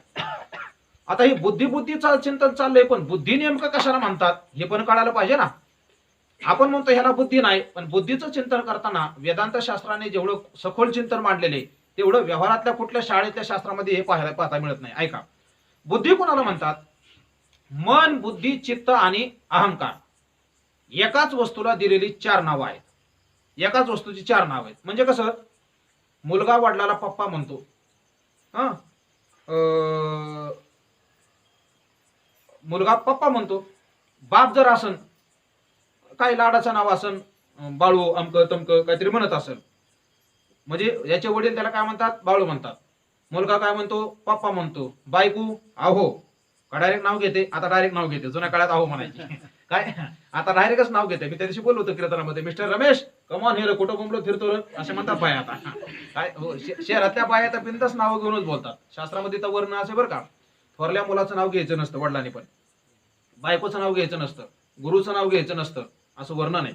माणसाने घेऊ नाही डायरेक्ट नाव. थोरल्या मुलाचं नाव घ्यायचं नाही, पत्नीचं नाव घ्यायचं नाही, गुरुचं नाव घ्यायचं नाही, असा श्लोक आहे तो, पण आता उपस्थित नाही मला. ऐका, तर मी काय सांगत होतो, बुद्धी कशाला म्हणायचं? तर एकाच वस्तूला कार्यावरून ही नाव पडलेली आहेत. एकाच माणसाला मुलगा वेगळ्या नावाने हाक मारतो, वडील वेगळ्या नावाने हाक मारतात, पत्नी वेगळ्या नावाने हाक मारते, गावातली माणसं वेगळ्या नावाने हाक मारतात, सगळे वेगवेगळ्या नावाने हाका मारतात, पण वस्तू बदलू नये का? एकच आहे, वस्तू एकच आहे. तसं अंतःकरण जे आहे ते अंतःकरण चतुष्टय म्हणतात त्याला. अंतःकरण चतुष्टय बोल शब्द आहे. कार्यानुसार नाव भिन्न भिन्न आहे.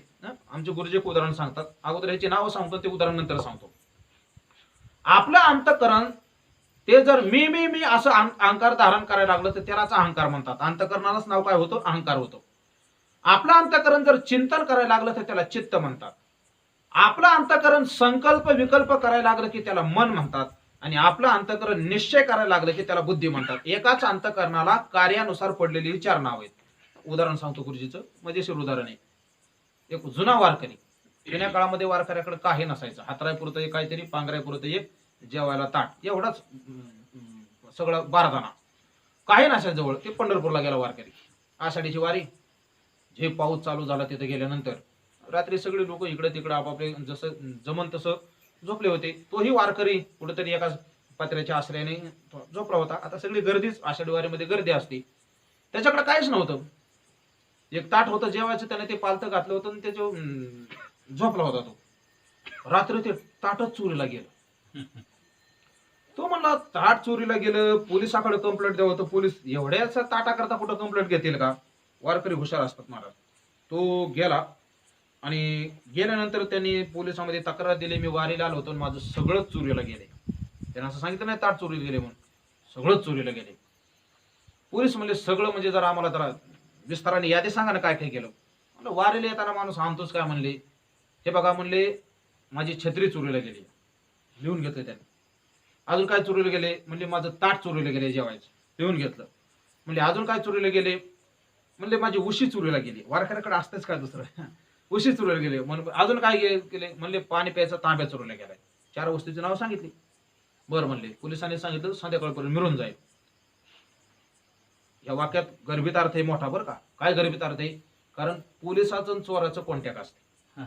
त्याच्यामुळे त्यांनी सांगितलं मिळून. एक घटना अशी झाली, आमचे मित्र मुंबईला राहतात, आमच्या पाठाला होते, पण ते मुंबईला एसटी मध्ये कामाला आहेत. त्यांनी एक घटना सांगितली. आमचे जोडदार कीर्तनाला गेले होते आणि कीर्तन करून ते बसले तिकडं शिवाजीनगरला रेल्वेमध्ये. शिवाजीनगरलाच त्यांचा किस्सा आणला कोणीतरी चोराने. ते दुसरा एक मित्र त्या महाराजांचा पोलीसमध्ये होता. त्यांनी फोन केला मित्राला आणि त्या पोलिसाला फोन केल्यानंतर पोलिसांनी सांगितलं तुमची गाडी ठाण्यापर्यंत जाईपर्यंत तुमचं पाकिट तुमच्या हातात येईल. तिथूनच सांगितलं त्याने. आणि ते आलं मी पाकिट. मग आल्यानंतर ह्याने विचारलं का रे एवढं कसं काय तू सांगितलं? अरे म्हणले त्या चोराचं ना आमचं सगळं रोजच आहे म्हणले.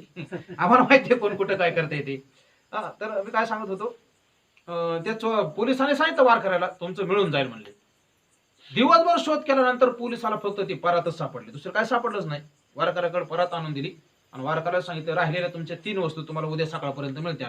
वारकरी म्हणलं मला सगळं मिळालंय. आता सगळं मिळालं?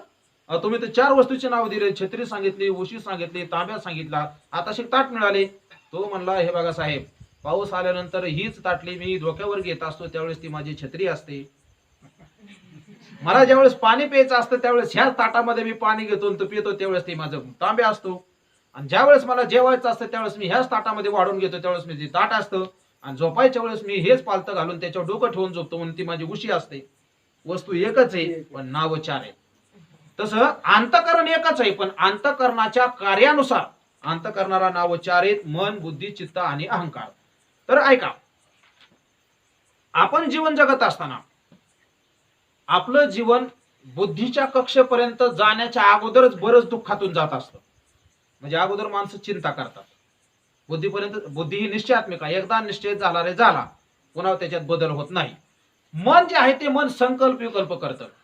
काय प्रवचनाला जावं का न जावं का आपल्या वस्तू असं नाही, सगळे येतात रोज. पण गावात जर कीर्तन असेल, सप्ताह असेल तर मग हिथून गावात जायचं म्हणजे लोकांना जीवा येत. मी म्हणजे ह्या वर्षी तोच थोडा विचार केला. म्हणलं मुद्दाम आणि म्हणून मुद्दाम हिथं प्रवचन नाही. विनायक महाराज म्हणले आपल्या गावात प्रवचन करू, पण मी म्हणलं चला एक बार वस्तीवाल्याच लोकांना प्रवचन ऐकू द्या म्हणून मी मुद्दाम इथं नियोजन केलं. तर काय होईल, गावात म्हणल्यानंतर पावसाचं वातावरण दिसलं की आता गावातून येणार बी येत नाहीत ना, पाऊस असल्यावर ढगच आले ते पाऊस आला तर भिजेल जाऊ द्या. हे कशाचं काम आहे? हे मनाचं काम आहे. संकल्प विकल्पात्मकम मनाहा, मनाची अशी व्याख्या आहे. संकल्प विकल्प करते त्याला मन म्हणतात. म्हणून संकल्प विकल्पात असलेली माणसं जगात मोठी होत नाहीत. ऐका, माणसाकडं सगळ्यात महत्वाचं निर्णय क्षमता पाहिजे. आपल्या जीवनामध्ये आपल्याला काय करायचं हे अगोदर आपल्या जीवनात ध्येय ठरलं पाहिजे, त्याचा निश्चय झाला पाहिजे. ज्याच्या जीवनाचा निश्चय झाला ती माणसं काहीतरी करतात. ज्याच्या जीवनाचा निश्चय झाला नाही, उगा शाळेत जाऊन गटाळ्या करतील. आम्ही 10वीत होतो मलठणला आणि आमच्या वेळेस रात्र अभिषेका चालू झाली. मग एक शिक्षक आमच्यावर लक्ष ठेवायला थांबायचा. आपल्या गावातली बरीच पोरं होती पण माझ्याकडे हजेरी घ्यायचं काम होतं. रात्री 11 वाजता गोडसे सरांनी मला हजेरी घ्यायला सांगितलं होत्या. सगळ्या पोरांची नावं मला यादीत न पाहता पाठ झाली होती. रोजच सकाळी 6 वाजता हजेरी घ्यायची, रात्री 11, रोजच 2 वेळा हजेरी घ्यायची, सगळी पाठ झाली. आपल्या गावातली पोरं रात्री 11 वाजता हजेरी द्यायची आणि सगळी रात्री 11 वाजता पुन्हा काळेवडेल सायकलवर माघारी यायची. रात्री 11 वाजता आणि पुन्हा सकाळी तरफडत 6ला पुन्हा हजर व्हायचे. अजून कशा करता सांगतोय, ज्याचं जीवन निश्चयावर नाही ती माणसं इकडं तिकडं त्यांचं जीवन सक्सेस होत नाही. ऐका, हे मनाचं काम आहे. बहुतेक संसारातली माणसं मनाच्या अधीन आहेत. म्हणून मनाची कक्षा ओलांडून माणसाला बुद्धीच्या कक्षेमध्ये प्रवेश करता आला पाहिजे. त्या मनाच्या पण अलीकडची चित्ताची अवस्था आहे. चित्त चिंतन करतं. चित्त ते चिंतन कल्पनेची धाव. चित्त म्हणजे काय? चित्त म्हणजे ज्ञान. तुकोबराय सांगतात चित्त ते चिंतन कल्पनेची धाव. कल्पना, हे करावं ते करावं, हे केल्यावर असं होईल, ते केल्यावर तसं होईल, ते केल्यावर तसं होईल, फक्त कल्पना, बाकी काही नाही. आणि ही कल्पनाच माणसाला दुःख देते. कल्पना दुःख देते. ऐका, आमचे गुरुजी एक उदाहरण असतात. एक कामाला होता दुसऱ्याच्या घरी.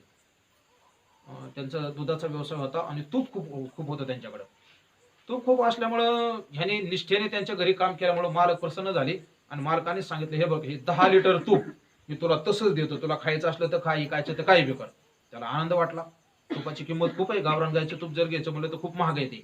मग ते तो म्हणला घरी कुठं खाता म्हणला, आता मिळाले आणायचे तर आपण काय करू, बाजारात जाऊन विकूच.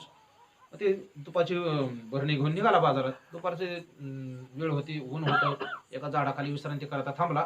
तुपाची भरणी अशी बाजूला ठेवली आणि थोडा झाडाला टेकून असं पडला. विश्रांती करता झोपला नाही, पण चिंतन करू लागला, डोळे मिटले चिंतन करू लागला की आता ह्या 10 लिटर तूप म्हणजे 10 किलो तुपाचं आपल्याला आता भरपूर पैसे येतील, मग काय करायचं? काय नाही म्हणले, अजून आपण कमी किमतीत तूप घ्यायचं, जास्त किमतीला विकायचं. असं करत करत म्हणले आपला मग मोठा धंदा होईल, आपली स्वतःची डेअरी होईल म्हणले. आपली स्वतःची डेअरी झाल्यानंतर आपण एवढे कामामध्ये व्यस्त असू की आपल्याला जेवायला सुद्धा वेळ मिळणार नाही. आपली बायको आपल्याला बोलवायला आपल्या मुलाला पाठवेल, आणि मुलाला पाठवल्यानंतर आपल्याला वेळ नसेल, लोक हातात पैसे देत असतील, व्यवहार चालला असेल आणि पोरग मध्ये त्रास देईल, आणि मध्ये त्रास देणाऱ्या पोराला मी काय करेल, कंबरट्यात लाद घालीन. कंबरट्यात लाद घालीन म्हणला, ती लाद त्याने बरणीवर हाणली. जशी बरणीवर हाणली तसं तूप सगळं सांडून गेलं. याला म्हणतात कल्पना. ऐका, किंवा मराठी व्याकरणामध्ये एक वाक्य ते माझं फिटच डोक्यात बसले, गणपतवाणी बिडी पिताना चावायाचा नुसतीच काडी, आणि म्हणायाचा या जागेवर बांधेन एक मोठी माडी. नुसतंच म्हणायचं, ही कल्पना आहे. काय माणसं कल्पनेत जीवन जगतात. परमार्थ कल्पनेतला नाही, परमार्थ संकल्प विकल्पातला नाही, परमार्थ हा निश्चयातला आहे. म्हणून दृश्यते त्वगरया बुद्ध्या सूक्ष्मया सूक्ष्मदर्शिभिः असं वचन आहे. बुद्धी निश्चय आत्मज्ञान ब्रह्मरूप भावी आपण ब्रह्मनिष्ठा राखे पूर्ण तत्परायण अहर्निशे. ज्ञानोबराय बोलतात, परमात्मा स्वरूपाचं ज्ञान जर कशाने होत असेल तर ते बुद्धीच्या निश्चयाने होतं. ऐका, निश्चय शब्द वेदांताकडे लावला तरी चालेल, आणि निश्चय शब्द सगुण भक्तीकडे लावला तरी चालेल. वेदांताकडे तर बुद्धी सूक्ष्मच लागते. वेदांताच्या प्रक्रिया समजून घ्यायच्या म्हणल्यानंतर म्हणजे प्रमाणासंभावना काय, प्रमेयासंभावना काय, विपरीत भावना काय, म्हणजे इथूनच सुरुवात आहे सगळी. अधिकारी कुणाला मानावं, शम दम शम काय, दम काय, वैराग्य काय, तितिक्षा काय, उपरम काय, श्रद्धा काय, असं डोकं पिकतं महाराज वेदांत ऐकताना. असं डोकं हँग होतं. पण ज्याचं डोकं ते ग्रहण करायला सक्षम असतं त्याला त्या सगळ्या प्रक्रिया करतात, आणि अधिकार जर असेल तर तो मुक्तही होऊन जातो. म्हणजे वेदांताच्या प्रक्रिया करण्याकरता सुद्धा बुद्धी सूक्ष्म लागते, आणि भक्ती करण्याकरता बुद्धीचा निश्चय व्हावा लागतो की माझं देव रक्षण करणारच आहे. ज्याप्रमाणे भक्त प्रल्हादाचा निश्चय होता, कितीही संकट आली पण त्याने नाम घेणं कधी सोडलं नाही, याला निश्चय म्हणतात. चला, मग ज्ञानोबराय सांगतात, या ज्या बुद्धीचं, ही बुद्धी आहे आपली, या बुद्धीचं वैभव काय आहे? बुद्धीचे वैभव अन्य नाही तुझे, एका केशी राजे सकळ सिद्धी. आपल्या बुद्धीचं वैभव काय? माणसाला बुद्धी दिली तर माणसाने बुद्धीचा चांगला वापर करावा. चांगला वापर करावा म्हणजे काय? ऐका, बुद्धीचा चांगला वापर दुसरा तिसरा काहीच नाही. या बुद्धीने परमात्मा स्वरूपाची प्राप्ती करून घ्यावी, हा बुद्धीचा खरा वापर आहे. ते लक्ष्मण महाराज कोकाटीची माझी पहिल्या वेळेस गाठ पडली. गाठ पडल्यानंतर मला म्हणले, काय नाव आहे महाराज? म्हणलं काकासाहेब पहाणे. माझ्या संस्थेत पोरांनी माझं सोपान काका टाकले हाजरीवर, संस्थेच्या हाजरीवर. म्हणलं सोपान काका पहाणे. वा वा म्हणले, आडनाव तर लय भारी, पण तुम्ही आता वेदांताच्या प्रक्रिया भक्तीकडे चांगलं पाहिलं पाहिजेत असं मला त्यांनी सांगितलं. बरं, ते वाक्य माझं चांगले ध्यानात आहे. तुम्ही आलेत म्हणल्यानंतर तुम्ही आता चांगलं पाहिलं पाहिजेत असं त्यांनी बोलले. तुम्ही कशा करता बोलतोय? आपली जी बुद्धी आहे ती बुद्धी संसारात आपली खर्च होते, संसारात खर्च होते. नाही आपली बुद्धी गंजून जाते. आमचे गुरुजी सांगतात, चैतन्य महाराज देगलूरकर, माणूस आपल्याला प्राप्त असलेल्या बुद्धीची फक्त 5% बुद्धी वापरतो. किती हुशार झालेला माणूस असला तरी आपली 95% बुद्धी तशी सडून जाते, काही कामाला येत नाही. आपण वापरच करत नाही, खर्चच करत नाही, डोक्याला कधी ताणच देत नाही. डोक्याला जर ताण दिले असते तर अशी झोप लागली असते का? ऐका, नाही. हे डोक्याला ताण न देण्याचं लक्षण आहे. बिनधास्त झोप चाललेली आहे. काय? ऐका, आमचे गुरुजी सांगतात की आपण जीवनामध्ये कितीही हुशार झालो तरी फक्त 5% बुद्धी वापरतो. याच्याहून कल्पना करा, हुशार माणूस जर 5% बुद्धी वापरत असेल, त्याने जर सगळी बुद्धी वापरली तर तो काय करेल? म्हणून बुद्धीचा वैभव हे आहे. या बुद्धीने परमात्मा स्वरूपाची प्राप्ती कशी होईल याच्याकरता बुद्धी लागली पाहिजे. ज्ञानोबराय सांगतात, त्या बुद्धीचं अन्य वैभव नाही, एका केशी राज्य सकळ सिद्धी. एक परमात्मा, त्या परमात्मा स्वरूपाची बुद्धीने प्राप्ती करून घ्यायची. एकदा तो परमात्मा हातात आला रे आला, त्याला दुसरं काय मिळवावं लागत नाही, आपोआप त्याच्याकडे सगळं येतं. गंमत आहे. तुकोबरांचे अभंग आहे, भोगे घडे त्याग, त्यागे अंगा येते भोग, ऐसे उफराटे वर्म. ऐका, संसारातले माणसं पैसे गोळा करायचा प्रयत्न करतात. हे केले की मिळते, ते केले ते मिळते, ते केले ते मिळते. आता मी तर कधी पाकिट ठरवत नाही, पण 10-15 हजाराच्या खाली किस्सा माझा कधीच खाली नसतो. काय मी कशा करता सांगतोय? अहो, मर लोक पैसा करता प्रयत्न करतात, बळच 500 रुपये रोज. आणि आमच्यासारखे काय करतात, कुठंतरी जाऊन कीर्तन 2 तास केले की देतात लोक, आमचा भरतोय किस्सा. म्हणजे आम्ही सगळं सोडायच्या मार्गाला लागलो. तुम्हाला माहित नसेल आमच्या मागे किती लोक लागत आहेत. महाराज चला की आमच्या आश्रमावर, कोणीच नाही, तुमच्याच ताब्यात आश्रम. एक तर मला अशी जागा आली होती, महाराज तुम्ही लग्न करा, तुम्हाला आळंदीत 2 गुंठे जागा, इकडे 4 एकर जमीन, कुठले सांगत नाही, तुम्ही जाऊन भेटा परत. म्हणजे खूप वर्ष झाले त्याला, आताच नाही. त्याला 10 वर्ष झाले जवळजवळ. मला म्हणले होते, महाराज तुम्ही लग्न करणार का? म्हणलं लग्न नाही करायचं. अहो करा म्हणले, मोठी वापर आहे तुमच्यासाठी. काय म्हणलं आपल्याला नाही लग्न करायचं. तर कशा करता सांगतो, आपली जी बुद्धी आहे, ज्ञानोबा सांगतात एकाकेशी राजे सकळ सिद्धी. परमात्म्याची प्राप्ती झाली की भोगाच्या मागे जावं लागत नाही, भोग मागे येतात. तुकाराम म्हणजे ज्ञानेश्वरीमध्ये ते चिंतन असे या ज्ञानोबा सांगतात काय विटंबना आहे माणसाच्या जीवनाची. ज्या शरीराकरता माणसं भोग गोळा करतात, पहिली गोष्ट म्हणजे भोग शाश्वत नाहीत. बर प्रयत्न करून भोग मिळवले तर ज्या शरीराकरता भोग मिळवायचे तर शरीर तरी शाश्वत आहे का? आता ओय मला आठवायचे नाही लगेच.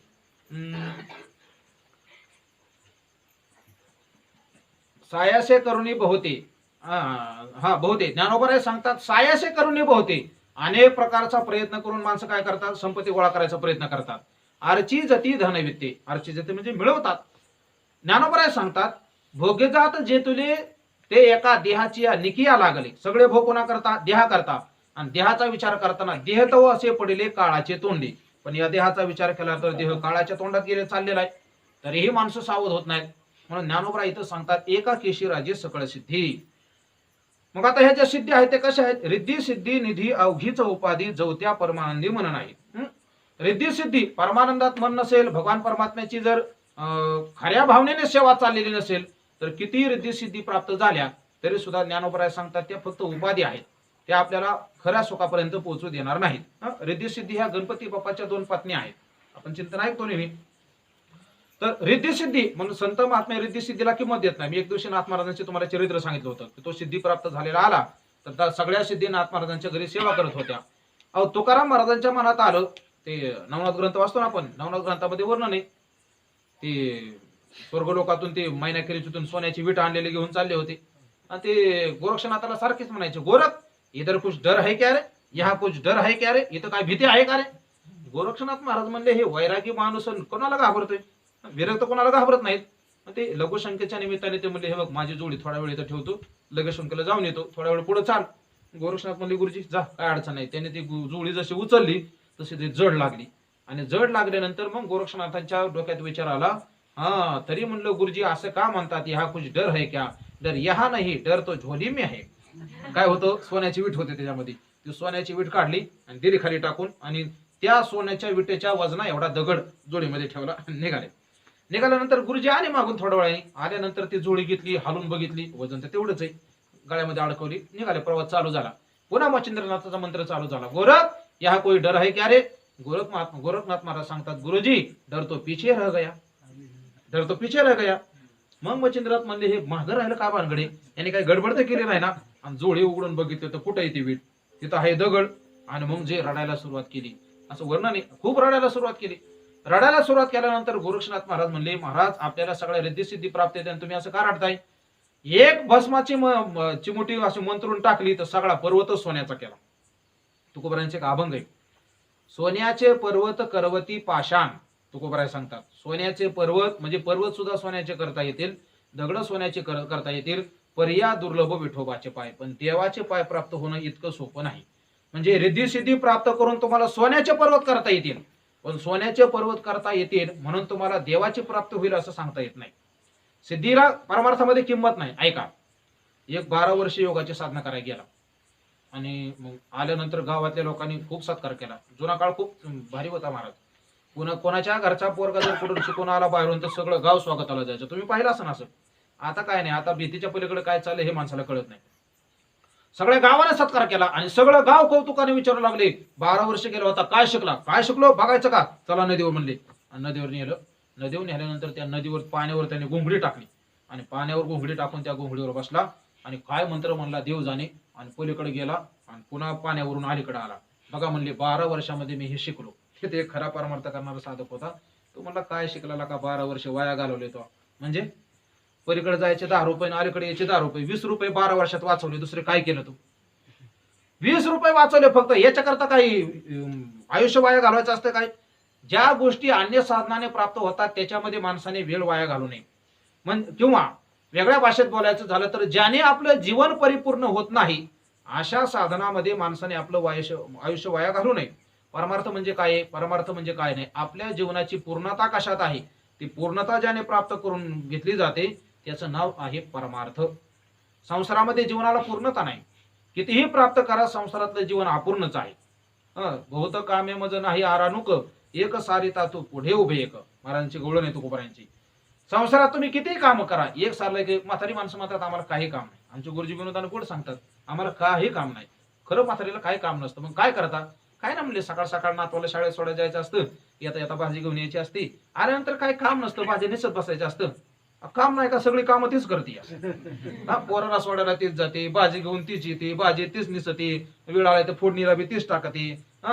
सुनबाई उशिरा उडते म्हणून चपात्या बी हीच लाटते. आता काम नाही का? सगळी काम ह्यालाच करावं लागतात. संसार याला म्हणतात. संसारातली कामं कधी सुटत नसतात, ती सोडावं लागतात प्रयत्नाने.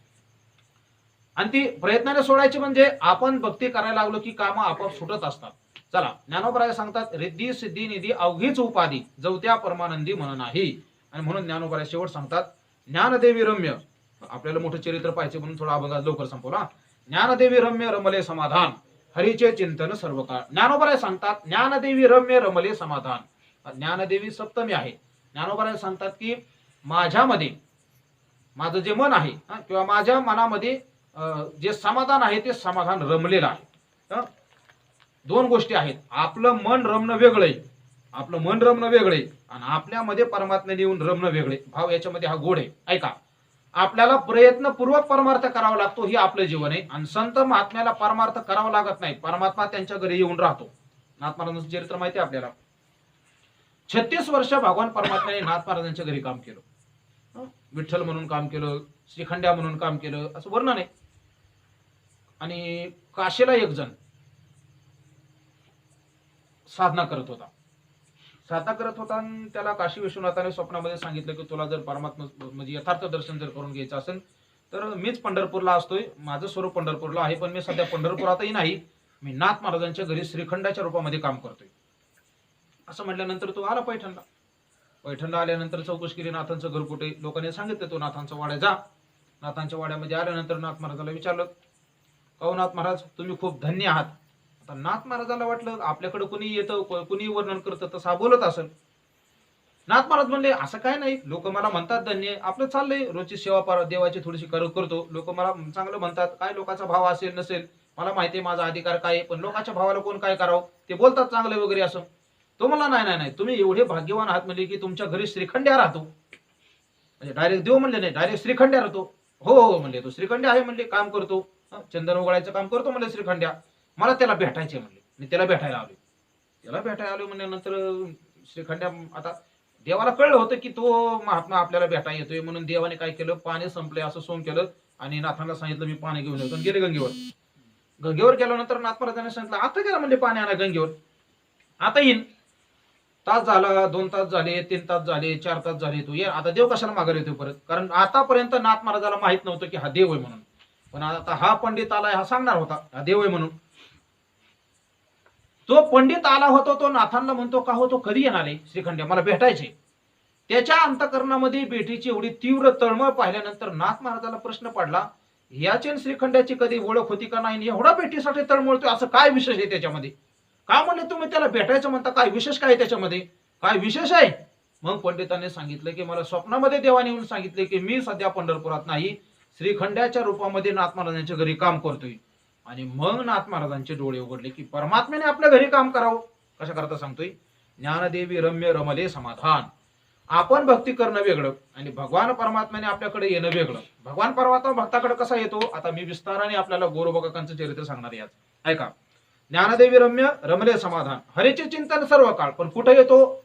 ज्याच्या जीवनामध्ये हरीचे चिंतन सर्व काळ आहे. एक वासुदेव आहे बघा, धन्य जगी तोचे एकही हरिरंगिनाचे, त्याचं शेवटचं चरण, एका जनार्दनी नित्य हरीचे कीर्तन, आसनी शयनी सदा हरीचे चिंतन.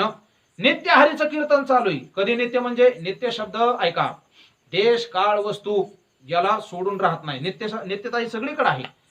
नित्य म्हणजे जी वस्तू दिसन त्याच्यामध्ये त्यांना हरी दिसतो. जो काळ असेल, झोपेचा काळ असला तरी झोपेमध्ये हरिहरी म्हणतात, स्वप्नामध्ये हरिहरी म्हणलेले भक्त महात्मे. जागा असताना म्हणते याच्यात नवल नाही. काल वस्तू देश कुठल्याही देशामध्ये गेले तरी भगवत भक्ताचं भजन कधी बंद होत नाही. म्हणून हरीचे चिंतन सर्व काळामध्ये, भूतकाळ, भविष्यकाळ, वर्तमान काळ असंही काळाच्या दृष्टीने लावून घ्या, किंवा जागृतीचा काळ, स्वप्नाचा काळ, सुषुप्तीचा काळ, तीनही काळामध्ये लावून घ्या, काही फरक पडत नाही. चरित्र पाहू आपण आणि थांबू. मग आता किती का वेळ होईना, 4 तास लागून आहे, 1 तास लागून आहे, अर्ध्या तासात कवर का. ऐका, तेरडोकी नावाचं गाव लातूर जिल्ह्यामध्ये आहे. आम्ही जातो बऱ्याच वेळा. अतिशय खेडे गाव आहे तिथं, म्हणजे अजूनही सुधारणा आहे. आपलं गाव तरी बरे, ती असं माळरानात असल्यासारखं गाव आहे तिथं. जिथं गोरोबा काका राहत होते.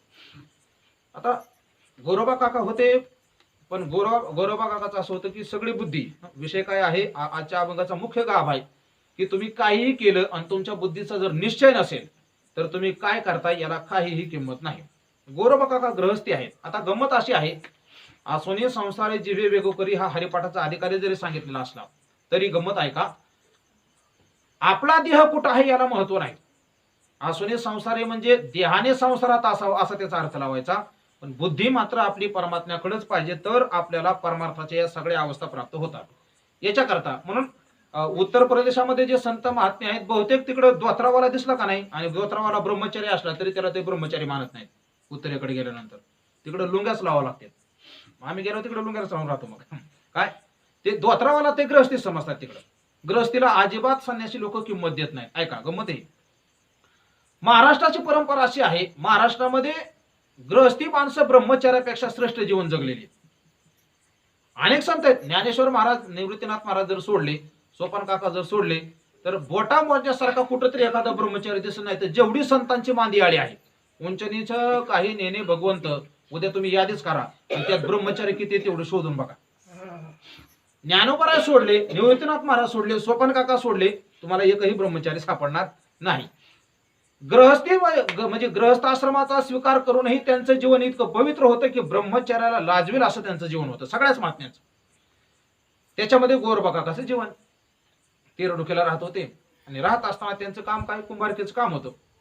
बरं आता ऐका गमता, ज्याची देवावर श्रद्धा असते ती माणसं कधीच लोकांना फसवत नसतात, आणि जी माणसं फसवत नसतात ती माणसं साहजिकच सगळ्याला आवडत असतात. फसवणारी माणसं आवडत नाहीत कुणाला. न फसवणाऱ्या माणसाकडे आपोआप लोकांचा ओढा असतो. बरं, गोरोबा काकाचा स्वभाव चांगला होता याच्यात नवल नाही.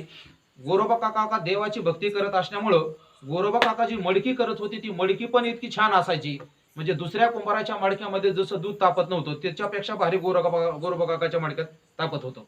लोकांना सगळं माहित होतं, आणि म्हणून गोरोबा काकाकडे लोकांचा ओढाही होता. पण गोरोबा काकाचं असं होतं, चिखल तोडायला लागले की उड्या मारो मारो भजन म्हणायचे. दोन्ही कामं व्हायची, चिखल बी तोडवला जायचं आणि भजन पण व्हायचं. वेगळं काय उड्या मारायची गरज नाही. आनंदामध्ये एका हात दोन्ही हातामध्ये चिपळ्या घ्यायच्या, गोरोबा काकाने भजन करायचं.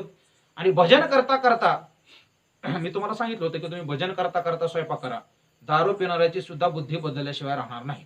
पण तुम्ही भजन करत करत स्वयंपाक करून जर त्याला खाऊ घातला तर ते संस्कार अन्नातले त्याच्या बुद्धीमध्ये प्रवेश करतात. आपण आता मोबाईलमध्ये पिक्चरची गाणी ऐकत ऐकत जर भजन करत असो, स्वयंपाक करत असो, तर तो बाबा तिकडे जाऊन पिऊन गाणेच गात माघारी येत असतो, बाकी काहीच करत नाही. मग गोरोबा काका भजन करायचे, दुसरं काय नाही. त्यांचं कुटुंबही सुशील होतं, त्यांना मदत करायची कामामध्ये, असं त्यांचा संसार चालला होता. संसार चालल्यानंतर आता गोरोबा काकाचं काम, मडकी बनवायची, माती आणायची, घडवायची, ती सगळी लोकांना विकायची, व्यवस्थित सगळं काय चाललेलं असताना एके दिवशी प्रसंग, आपल्याला चरित्र माहिती आहे पण या अभंगाकरता उपयुक्त आहे म्हणून चरित्र सांगणार आहे मी आज. पाणी आणण्याकरता गोरोबा काकाची पत्नी निघाल्यानंतर आता गोरोबा काका काय बहाणाव नव्हते. ऐका, म्हणजे अजून ऐका, ज्याच्या अंतःकरणामध्ये संसाराला जास्त प्राधान्य आहे ती माणसं संसारामध्ये चतुर असतात. याच्यापेक्षा अजून आमचे गुरुजी शब्द सांगू का, लबाड असतात. कसं कोणाला फसवायचं, कसं कोणाला टाकायचं, खोटं बोलायचं, कसा संसार वाढायचा याच्याकडे लक्ष असतं. ज्याची बुद्धी परमात्म्याला विषय करते, विषय तो त्यांचा झाला नारायण, असं ज्याचं जीवन आहे, ती माणसं कोणाला फसवत नसतात याच्यात नवल नाही. त्याचं व्यवहाराकडे लक्षही नसतं. ऐका, व्यवहाराकडे लक्ष नसतं म्हणल्यानंतर त्याचा व्यवहार होतो कसा, त्याचा व्यवहार तो करत नाही, त्याचा व्यवहार देव करत असतो. तुकोबारांचं चिंतन तुम्हाला सांगितलं होतं तेलाचं, ते थोडं पुढे टाकतो. ऐका, आता त्या दिवशी तुम्ही ऐकले म्हणून आता पुन्हा सांगत नाही. तुकाराम महाराजांनी त्या गावातल्या सगळ्या बाटल्या त्या पोत्राच्या सारख्या कमरेला खोसलेल्या, काठी बांधलेली, दुकानदाराच्या पुढे टाकलं आणि दुकानदाराला सांगितलं, हे घे, हे पैसे आणि ह्या बाटल्या. कशा करता सांगतोय, देव म्हणजे भक्ताचं संसाराकडे लक्ष नसतं पण भगवान परमात्मा त्यांचा संसार करतात. मग त्या तेलावाल्याने विचारलं दुकानदारांनी, का म्हणले कोणत्या बाटलीत किती भरायचं, हे बघ म्हणले, हे पैसे आणि ह्या बाटल्या, तुला काय भरायचे ते भर. तर देवाने त्या दुकानदाराला अशी बुद्धी दिली, ज्या बाईचे जेवढे पैसे होते तिच्या बाटलीमध्ये बरोबर तेवढंच तेल भरलं गेलं. हे कुणी कारस्थान केलं, देवाने कारस्थान केलं. ऐका, योगक्षेम त्यांची जाणे जड भारी तुकोबाराय सांगतात ना, वाटदावी करी धरून या. मग गोरोबा काकाचं असं होतं, निष्ठावान भाव. चिखल जरी तुडत होते तरी सगळी अंतःकरणाची वृत्ती परमात्म्याकडे लागली. त्या बाईने सांगितलं तिच्या मालकिनीने, गोरोबा काकाच्या पत्नीने, अहो हे लहान लेकरू एक मुलगा होतं, याच्याकडे लक्ष ठेवा. पण यांचं लक्ष नव्हतं. बाई काय बोलली ती. बाई गेली पाण्याला. पाण्याला गेल्यानंतर गोरोबा काकाजी नाचत होते धुंद होऊन. पोराने इकडं तिकडं पाहिलं, घरात कोणी नाही. वडील दिसले, वडिलाकडे लेकरू ते आलं. आता जेवढा चिखल तुम्ही तुडवाल तेवढा तो जास्त चिकट होत असतो. हे नाही कळलं तर जितकी भाकरीचं पीठ जास्त मळावं तितकी भाकरी चांगली येत असते. आता हे कळलं लगेच. थोडं थापून टाकलं की भाकरीचा पार वाटूळ झाला म्हणून समजा. काय आम्ही आळंदीत होतो तेव्हा उपमन्यू महाराज, बंकट महाराज, गणेश महाराज, म्हणजे मी नव्हतो पण हे तिघ जण, त्यांनी बेसन पीठ आणलं खालच्या दुकान. आम्हाला दुकान जवळच होतं. आणल्यानंतर काय माहिती बेसनाचं फेस निघतो म्हणून ह्यांना वाटायचं दुकानदाराने निर्मास दिलाय. 3-4 वेळा बदलून आणलं पीठ दुकानदाराकडून. काय बघता तुम्ही? तुम्ही निर्माच्या जागे बेसनाच्या जागेवर निर्मास दिला आम्हाला. आता ते कशा करता सांगतोय, चिखल तुडवत होते. चिखल तुडून असा चिकट झाला होता. त्या पोराने जसा हात टाकला त्याला ते बाहेरच, लहान लेकरू होतो रांगत आलेलं, त्याला तो हातच बाहेर काढता येणार. बरं पोरग रडत होतं पण लहान लेकराचा आवाज, याच्या भजनाचा आवाजच जास्त होता. अंतःकरणाची वृत्ती संसारावर नव्हती, देवाकडे लागलेली होती. ते पोरग कधी पायाखाली आलं माहितच नाही झालं. पोरग चिखलामध्ये तुडवलं गेलं. एक शेपक गवळण म्हणतात, अभंग म्हणतात बघा. नवलाची गोष्ट ऐक सखे बाई, कुंभाराने मूल तुडविले पायी. ते शपक आहे पण म्हणतात. पोरग तुडवलं ते. पोराचं रक्त सगळ्या चिखलामध्ये झालं. त्याचे काय लहान लेकराचे काय बारीक बारीक हाडं असतील, मांसाचे तुकडे असतील, ते सगळे इकडे तिकडे विखुरले. ती बायको पाणी घेऊन आली. बाई पाणी घेऊन आल्यानंतर पाहिलं तर घरात लेकरू नाही. शेजाऱ्याला विचारलं का हो तुमच्याकडे आलंय का? हे तर काय पाहणार नव्हते, नाचतच होते भजनामध्ये. मालकाकडे आली. का म्हणले मुलाला पाहिलं का? त्यांना विचारता विचारता त्या बाईची नजर खाली चिखलाकडे गेली. चिखल लाल दिसला. चिखल लाल दिसला. ते मांसाचे तुकडे दिसले, ती बारीक बारीक हाडं दिसली आणि तिला पटलं, म्हणजे नक्की निश्चय झाला की पोरग यांनी तोडून मारून टाकलं. जे बाईने हंबरडा फोडला. बाईचा हंबरडा खतरनाक असतो. म्हणजे दुसऱ्याची बाई शेजारची जरी रडायला लागली तरी भीती. एक बार मी तर म्हणजे असं चकारून गेलतो, कराडला गेलतो कार्यक्रमाला. एक बाबा दारू पिऊन यायचा आणि रातचा 12च्या पुढं बायकोला जे बदडायचा. आम्हाला झोपा नाही. आम्ही होतो राहायला त्या पत्र्याच्या शेडमध्ये. मध्ये फक्त एकच पत्रा आडवा, तिकडून ते कुटुंब राहायचं. आम्ही बोलावं इकडे होतो. रात्रभर झोपा नाही. बाई हे वरडायची. तशी गोरोबा काकाची पत्नी जे वरडायला लागली आणि मग भयंकर असा किंकाळीचा आवाज आल्यानंतर गोरोबा काका थोडी सावध झाली. सावध झाल्यानंतर पाहिलं आणि बायकोने सांगितलं तुम्ही काय केलं? हे लहान लेकराला तुम्ही मारून टाकलं. गोरोबा काका म्हणले हे बघ मला कशाचंच भान नव्हतं, मला तू समजून घे. म्हणून गोरोबा काका तिच्या अंगाला हात लावायला लागले. तर त्या बाईने सांगितलं आजपासून विठ्ठलाची शपथ आहे माझ्या अंगाला तुम्ही हात लावाल तर. गोरोबा काका विरक्त होते महाराज. विरक्त माणसाला संसार सहन होत नाही. तो संसार करत नाही असं नाही, करतो देवाची इच्छा म्हणून, पण त्याला असं वाटत असतं की कधी या संसारातून बाहेर निघेल. आणि बायकोच्या मुखातले शब्द ऐकले की माझ्या देहाला तुम्ही स्पर्श करायचा नाही आजपासून, असं ऐकल्याबरोबर गोरोबा काकाला पोरग मेलेलं दुःख झालंच नाही. उलट इतकं बरं वाटलं की देवाने आपल्याला आतापर्यंत सुटायचा प्रयत्न करत होतो. तुकोबरांचे प्रमाणे भय वाटे पर न सुटे हा संसार. याच्यातून निघा वाटतं पण निघता येत नाही. एकदा उडी टाकल्यावर पाण्यातून निघता येत नाही. गोरोबा काका म्हणले आज देवाची माझ्या कृपा झाली. आता विषयासक्त माणसाला विषय वाचून काहीच आवडत नसतं. ती जरी बाई होती, जरी असं म्हणलेली असली तरी महिनाभर पोराचं तिने दुःख केलं. गोरोबा काकाला काय नव्हतं, चिंतन करत होते, त्यांना काही नव्हतं त्याचं. महिन्याभराच्या नंतर त्या बाईच्या वासना जाग्या व्हायला लागल्या. करणार काय? पण शपथ घातलेली होती, हे तिला स्पर्शही करत नव्हते. त्या बाईला वाटलं आपल्या वासनाचं जाऊन द्या, पण आपल्या घराचा वेल तर वाढला पाहिजे, वंशाला दिवा पाहिजे. काय करावं? तिच्या लक्षात आलं की आपली लहान बहीण आहे अजून बिगर लग्नाची. आपण आपल्या वडिलांना सांगून ते बहिणीचं लग्न आपल्या मालकाशी लावून देऊ. आपल्याला हा बाबा शिवत नाही, कमीत कमी आपल्या बहिणीबरोबर तरी संसार करील, आपल्या वंशाला दिवा होईल. म्हणून ती एका दिवशी माहेराला गेली वडिलाकडे गेल्यानंतर वडिलाला सांगितलं असं असं झाले. वडिलांना सांगितलं मग तुझा विचार काय? काय ना म्हणली माझी जी लहान बहीण आहे ती अजून अविवाहित आहे, तिचं लग्न लावून द्या, संसार होईल, आमच्या वंशाला दिवा होईल. त्यालाही तो विचार पटल्याच्या नंतर तिने सांगितलं समजून की पोराला मारलं म्हणजे त्याने काय ते काय वाईट वागणारे आहेत, दारू पिऊन मारले, शिव्या देऊन असं केले, असं काय नाही म्हणले. ते चांगले आहेत, भजन करत होते, भजनामध्ये एवढे रंगून गेले की त्यांनाही आठवण आले नाही पोरग कधी पाय. त्या बाईने सगळं समजून सांगितलं. सासऱ्याला माहित होतं जावायचा स्वभाव, त्याच्यामुळे तेही तयार झाले. काही दिवसाच्या नंतर सासरेबुवा आले. बरं ते म्हणले पण परवानगी कसं काय घेणार नवऱ्याची? गोरोबा काकाच्या पत्नीला माहित होतं आपण काहीही विचारलं तरी बाबा हो किंवा नाही म्हणत नाही, फक्त रामकृष्ण हरी याच्याशिवाय दुसरं काय बोलणं नव्हतं गोरोबा काकाचं. रामकृष्ण हरी एवढं म्हणलं की बाय म्हणायची चला परवानगी दिली, म्हणजे असं तीच समजून जायचे काय करायचे ते करायचे. तिने सांगितलं हे बघा ते हो पण म्हणत नाहीत नाही पण म्हणत नाहीत, ते जर रामकृष्ण हरी म्हणले का नाही ते तयार आहेत असं समजायचं, लग्न लावून टाकायचं.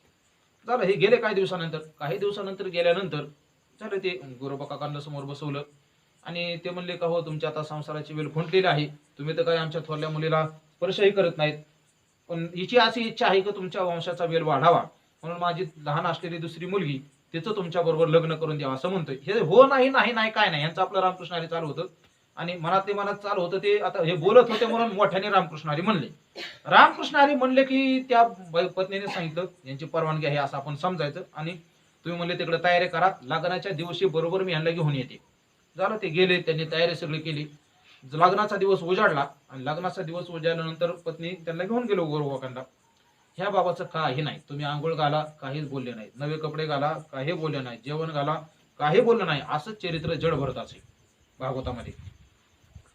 ते देवीला बळी पाहिजे म्हणून काही राजाचे सेवक बळी शोधत होते तर हे जड भरत असे जे पडले होते बांधावर, मुक्त अवस्थेमध्ये होते, कुठं आपला देह पडला याचं त्यांना काही घेणं देणं नव्हतं. ह्यांनी काय केलं त्याला घेऊन गेल्यानंतर त्यांना आंघोळ घातली. जडभरताने विचारलं नाही मला तुम्ही आंघोळ का घालताय म्हणून. जडभरताला पंचपक्वान्नाचं ताट समोर दिलं. आतापर्यंत कधीच खायला मिळालं नव्हतं, कारण असं वर्णन आहे जडभरताचं. ते त्यांचा तिसरा जन्म, अगोदर भरत होते नंतर हरणाचा जन्म प्राप्त झाला, तिसरा जन्म ब्राह्मण कुळामध्ये पुन्हा जडभरताचा प्राप्त झाला. तर घरातली भाऊजाई काम करत नाही म्हणून त्याला खायला देत नव्हती. खायला दिलं तर काय द्यायची, कोंड्याची भाकर खायला द्यायची. आता गंमत अशी त्या पिठापेक्षा कोंड्यात ताकद जास्त असते, घरातल्या माणसापेक्षा हेच सुधारायला लागलं जास्त कोंडा खाऊन त्याच्यामुळे घरातून हाकलून दिलं होतं त्यांना. मग ते कुठेही पडायचे असे बिंदास द्याव नव्हते. आणि ती राजाने नेल्यानंतर तिथे त्यांना आंघोळ घातली, पंचपक्वान्नाचं ताट म्हणजे नवे कपडे दिले घालायला. त्यांनी विचारलं नाही मला तुम्ही कपडे का घालताय, काय जेवण दिलं, अजिबात काही विचारलं नाही. ऐका, ही परमार्थाची अति उच्च अवस्था आहे, जिथं देहाचा संबंध सुटून जातो आणि आपल्या अंतःकरणाची वृत्ती परमात्मा स्वरूपाकार होत असते. ती अवस्थेला ते प्राप्त झालेले होते. मला सगळं लांबवायचं नाही, पण आता चालू केले तर संपवतो उदाहरण तेवढं. जडभरताला त्यांनी देवीच्या समोर नेलं बळी देण्याकरता. ते जे काही बळी देणारे विशिष्ट माणसं असतात मारणारी, त्यांनी ते खडगं काढलं मारण्याकरता. देवीने असा विचार केला ह्या राजाने धरून आणलं याला खरंय, पण हा अतिशय श्रेष्ठ पदाला प्राप्त झालेला महात्मा आहे, याला जर मारलं तर आपले काय गत्यंतर नाही. म्हणून देवीने काय केलं, त्या मारणाऱ्याच्या हातात ती तलवार घेतली, त्या मारणाऱ्याला मारलं, राजालाही मारून टाकलं आणि ते भरताला सोडून दिलं, असं वर्णन आहे. तसं गोरोबा काकाला नेलं, आंघोळ घातली, नवे कपडे घातले, बाशिंग बांधले, सगळं काय केलं. एका शब्दाने सुद्धा विचारलं नाही तुम्ही मला हे काय करताय म्हणून. रामकृष्ण हरी मात्र त्यांच्या मुखातलं बंद नव्हतं. रामकृष्ण हरी चालूच, रामकृष्ण हरी चालू, रामकृष्ण. उदाहरण बघा या अभंगा करता कसं हरीचे चिंतन सर्व काळ, हा मुख्य गाव आहे. ज्ञानदेवी रम्य रमले समाधान, हरीचे चिंतन सर्व काळ. हरीचं चिंतन सर्व काळ चाललंय. रामकृष्ण हरी गोरोबा काकाचं भजन चाललेलं आहे आणि भजन चाललेले फार ते मंगलाष्टका झाल्या, सगळं काय झालं. ती मुलगी वाट लावली आणि मुलगी वाट लावत असताना मुलीची आई म्हणली हे बघा जावई बा, आम्ही तुम्हाला खूप दिवसापासून ओळखतो, तुमचा स्वभाव आम्हाला आवडलाय, आमची एकच विनंती, आमच्या थोरल्या मुलीला तुम्ही जसं वागवताय तसंच धाकटीला वागवा. हे काळजीच करत होते की देवाने मला हे कशात पाडले, एकातून बाजूला जातो तर दुसरं लग्न लावून दिले. पण हे वाक्य जसं सासूबाईचं ऐकलं तसं देव म्हणत, ते गोरोबा काका म्हणली देव किती दयाळू आहे, देवाने आपोआप माझी सुटका करून टाकली, मला काही करावं लागलं नाही. झालं. बाईने सांगितलं सासूबाईने पहिल्या मुलीला जसं वागवता तसं दुसरीला वागवा. झालं. गेल्यानंतर गंमत अशी झाली, थोरल्या बायकोला हे जसे स्पर्श करत नव्हते तसे धाकटीलाही स्पर्श करेना. महिना झाला, 2 महिने झाले आणि 2 महिने झाल्यानंतर त्या दोघी बहिणीची चर्चा चालायची, असे का करत असतील म्हणल्यानंतर धाकटीच्या लक्षात आलं, म्हणजे आईने घोटाळा केलाय. म्हणजे काय घोटाळा केलाय, ज्यावेळेस मला वाट लावायचा कार्यक्रम चालला होता त्यावेळेस आईने सांगितलंय आपल्या पतीला की थोरलीला जसं वागवताय तसंच धाकटीला वागवा. आता काय करायचं म्हणून इलाजच खुंटला त्यांचा. काय करावं आता. अंतःकरणातल्या वासना माणसाला काय गप्प बसू देत नाही.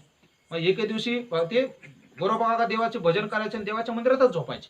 तिकडे का बायकाकडे जाणे नाही काय नाही काय नाही, पण बायकांनीच एके दिवशी रात्री दोन्ही बाजूला दोघी जणी झोपल्या, आपल्या छातीवर त्या दोघीने आपापले एक एक हात घेतला. हे गोरोबा काका जसे सावध झाले, सावध झाल्याच्या नंतर गोरोबा काकाच्या लक्षात आलं की अरे अरे अरे आपल्या हाताने प्रतिज्ञा मोडली. घरामध्ये कोयता होता, कोयत्यावर दोन्ही हात आपले आपटले आणि दोन्ही हात छोटे करून टाकले, तोडून टाकले. वासनांध होऊन बायका जवळ गेल्या होत्या, पण आता असा प्रसंग पाहिल्यानंतर त्यांची ती वासना मावळून गेली आणि त्यांनाही वाटलं की आपण चुकीचं केलंय, पण करणार काय. आता गमत अशी झाली, हात तोडल्यामुळे धंदा बंद झाला, पोटापाण्याचं सगळं खुंटून गेलं. मडकी कोण बनवणार, मडकी बनवणारच नाही म्हणल्यानंतर माती आणायचीच कशाला, आपलं उदरनिर्वाह चालायचा कसा, काळजी लागली. पण देवाच्या असं लक्षात आले की ज्या भगवत भक्तांनी आपल्या करता वैराग्य धारण केले त्याची जर आपण लाज नाही राखली तर आपले काही गत्यंतर नाही. मग भगवान परमात्मा गडबडीने विटेवून खाली उतरले, सगळे आपले कपडे वगैरे सगळे काढून टाकले आणि कुंभाराचे कपडे भगवान परमात्म्याने धारण केले. रुक्मिणी म्हणलीच लगी का हो कुठं चालला, बहुतेक रुक्मिणी विचारतात, तुम्हाला विचारतात ना कुठं चालला. ते म्हणली हे बघ भगवंताने सांगितलं, म्हणले मी एका भक्ताकडे चालले. रुक्मिणी म्हणली एकटेच, मला बी यायचं तुमच्याकडं. बरं देव म्हणले तुला यायचं असेल तर काम करावं लागेल, तिथं बसून तुला कोणी ते तुझं माहेर नाही बसून खायला घालायला, तुला यावं लागेल. ते म्हणले काय अडचण नाही, मी येईल. तेवढ्यात गरुड आला. देवा म्हणले कुठं, हे बघ म्हणले तू येऊ नको. नाही ना म्हणले मला यायचं असेल तर म्हणले तुला गाडो व्हावं लागेल. देवाने माणसाचं गाडो व्हावं काय फरक पडत नाही. ते म्हणले गाडो होतो काय अडचण नाही. गेले. तेर टोकी गावामध्ये गेल्यानंतर दुसऱ्या घरी अगोदर विचारलं का हो आम्ही कुंभार आहोत, आम्हाला काम धंदा करायचा आहे, कोणाच्या इथे काम मिळेल का. मिळेल का म्हणल्यानंतर गोरोबा काकाच्या ओळखीचा एक माणूस होता आणि त्यांनी पाहिलं गोरोबा काकाचा धंदा बसलेला आहे. त्यांना सांगितलं हो म्हणले आमच्या इथं आहेत गोरोबा काका, त्यांना अडचण आहे, त्यांचे हात तुटलेले आहेत आणि कामगाराची त्यांना गरज आहे, म्हणून तिथं नेलं. नेल्यानंतर गोरोबा काकाला विचारलं का हो तुम्हाला गडी ठेवायचा का कामाला. गोरोबा काका म्हणले आमच्याच पोटा पाण्याला आम्हाला काय नाही, ह्याला ठेवून ह्याला काय द्यायचं.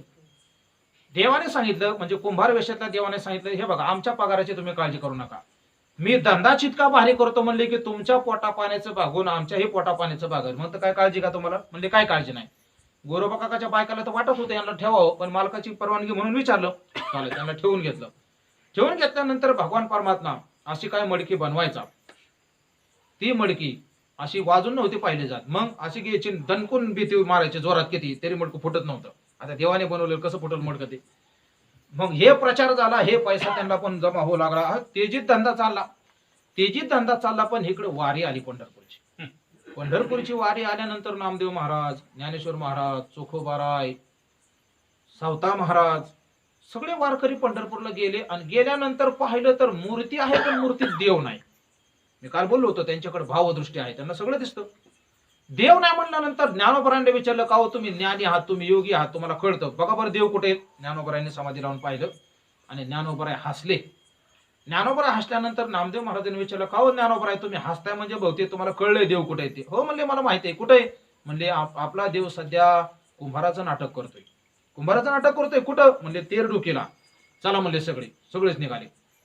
नामदेव महाराज, गोरोबा काका, आपले सावता महाराज, ज्ञानेश्वर महाराज, निवृत्तीनाथ महाराज, सगळी दिंडी. आता देवाला कळलं हे आलेत आपल्याकडे म्हणून देवाने गाढवाला घेतलं. गाढव म्हणजे ते देवाचं वाहन गरुड. म्हणजे आम्ही माती घेऊन येतो. जे गेले ते पसार देव गुप्त झाले, ती डायरेक्ट पंढरपूरलाच गेले. पण ह्यांना माहित नव्हतं, हे सगळे गोरोबा काकाकडे गेले. आणि गोरोबा काकाकडे गेल्यानंतर म्हणले का हो तुमच्या इथं कामाला कोण आहे म्हणले आमच्याकडे विठू कुंभार आहे कामाला. विठू कुंभार आहे कुठे गेलाय म्हणले. कुठे गेला म्हणल्यानंतर गेला म्हणले माती आणायला, माती संपली म्हणून माती आणायला गेल्या म्हटल्यानंतर मग ज्ञानोबरायांनी नामदेव महाराजांनी सांगितलं अहो म्हणले तो विठू कुंभार नाही, तो प्रत्यक्ष पंढरपूरचा देव पांडुरंग आहे आणि तुमच्या इथं विठू कुंभार म्हणून राहिला. इतकं दुःख झालं गोरोबा काकाला की आपल्या करता देवाला कुंभार बनावं लागलं आणि आता काही करायचं नाही असं त्यांनी निर्णय घेतला. आणि आता वारी चाललेली होती, त्यांच्या लक्षात आलं भगवान गेले असतील, सगळे वारीला पंढरपूरला आले. गोरोबा काका आले, त्यांच्या दोन्ही पत्नी आल्या. आल्यानंतर पांडुरंगाचं दर्शन घेतलं, चंद्रभागेचं स्नान केलं, प्रदक्षिणा घातली आणि पंढरपूरला नामदेव महाराजांचं ठरलेलं कीर्तन असायचं. नामदेव कीर्तन करी पुढे देवनाचे पांडुरंग. नामदेव महाराजांचं कीर्तन चालू झालं. नामदेव महाराजांचं कीर्तन चालू झाल्यानंतर देव प्रत्यक्ष कीर्तनामध्ये भगवान परमात्मा नाचायचे. नामदेव कीर्तन करी पुढे देव नाचे पांडुरंग. अजूनही असा नियम आहे की जिथं कीर्तन असतं तिथं भगवान परमात्मा असतातच. तुम्ही बोधले महाराजांच्या परंपरेतले कीर्तनकार जर पाहिले, आपले तर आणले होते बघा मी जयवंत महाराज बोधले, एक वर्षी चैतन्य महाराज देगलूरकर आणि जयवंत महाराज बोलले त्यांना आणलं होतं मी. तर ते कीर्तन चालू झालं की पुढं नमस्कार करतात, चारी बाजूला नमस्कार, विशेष करून मागं नमस्कार करतात. का? कारण कीर्तनामध्ये देवाने त्यांना वर दिलाय की आम्ही तुमच्या कीर्तनामध्ये तुमच्या पाठीमागे हमखास उभी राहणारच. म्हणून त्यांच्या कीर्तन परंपरेतला कीर्तनकार पहिलं पाठीमागे देवाचं दर्शन करतो आणि नंतर मग व्याख्यानाला सुरुवात करतो. तसं तर प्रमाण असं आहे, कुठे नका पाहू करा हरिकथा तेथे अवचिता सापडेल. आपलं प्रवचन चालले ना, इथं सुद्धा देव उभा आहेच. जिथं कीर्तन असतं, जिथं प्रवचन असतं, जिथं कथा चालतात, तिथं भगवान परमात्मा असतातच असा भाव आहे. हो, म्हणून कीर्तनकाराने बोलताना किती जबाबदारीने बोलावं हे कीर्तनकाराच्या लक्षात आलं पाहिजे, प्रवचनकाराच्या लक्षात आलं पाहिजे. आता अलीकडे बरेच वक्ते लक्ष देत नाहीत. चला, आपला तो गौण विषय आहे, आपला अधिकारही नाही तो बोलण्याचा.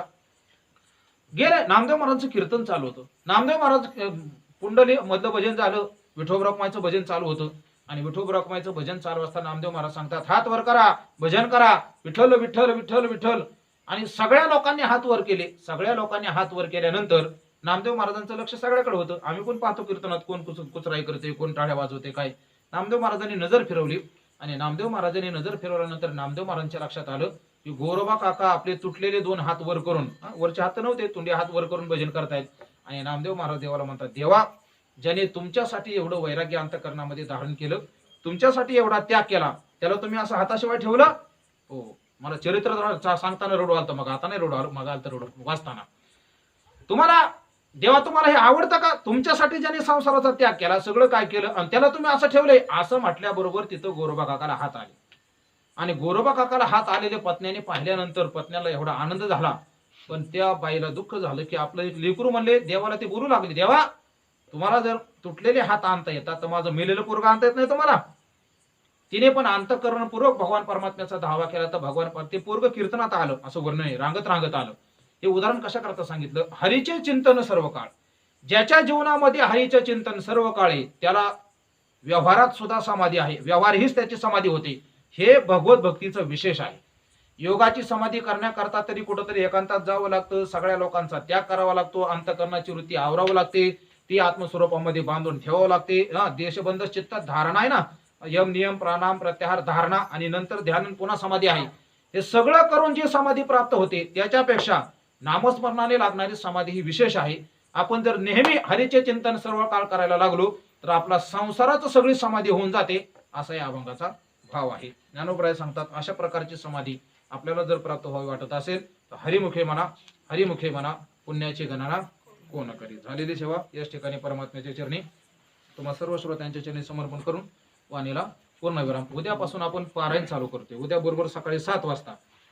बहुतेक सगळ्या घरातल्या एकेका माणसाने, कमीत कमी एकेकाने, सगळे आले तर मी काय हाकून लावणार नाही, तर पारायण करायचा प्रयत्न करावा असं मला वाटते. कारण अधिक मास चालू आहे, अधिकस्य अधिकम फलम. मी तुम्हाला सांगितलं की हा पुरुषोत्तम मास आहे. भगवान परमात्म्याने या महिन्याला विशेष अशा प्रकारे वर दिलेला आहे. या महिन्यामध्ये आपण जेवढी जास्त साधना करू तेवढं फलश्रुती जास्त आपल्याला मिळत असते. म्हणून जास्त वेळ बसच नाही आपल्याला, 7 ते 8.5 दीड तासामध्ये आपलं पारायण. कारण 15 दिवसापर्यंत हरी विठ्ठल श्री ज्ञानदेव ज्ञानेश्वर महाराज की जय. विठ्ठल विठ्ठल.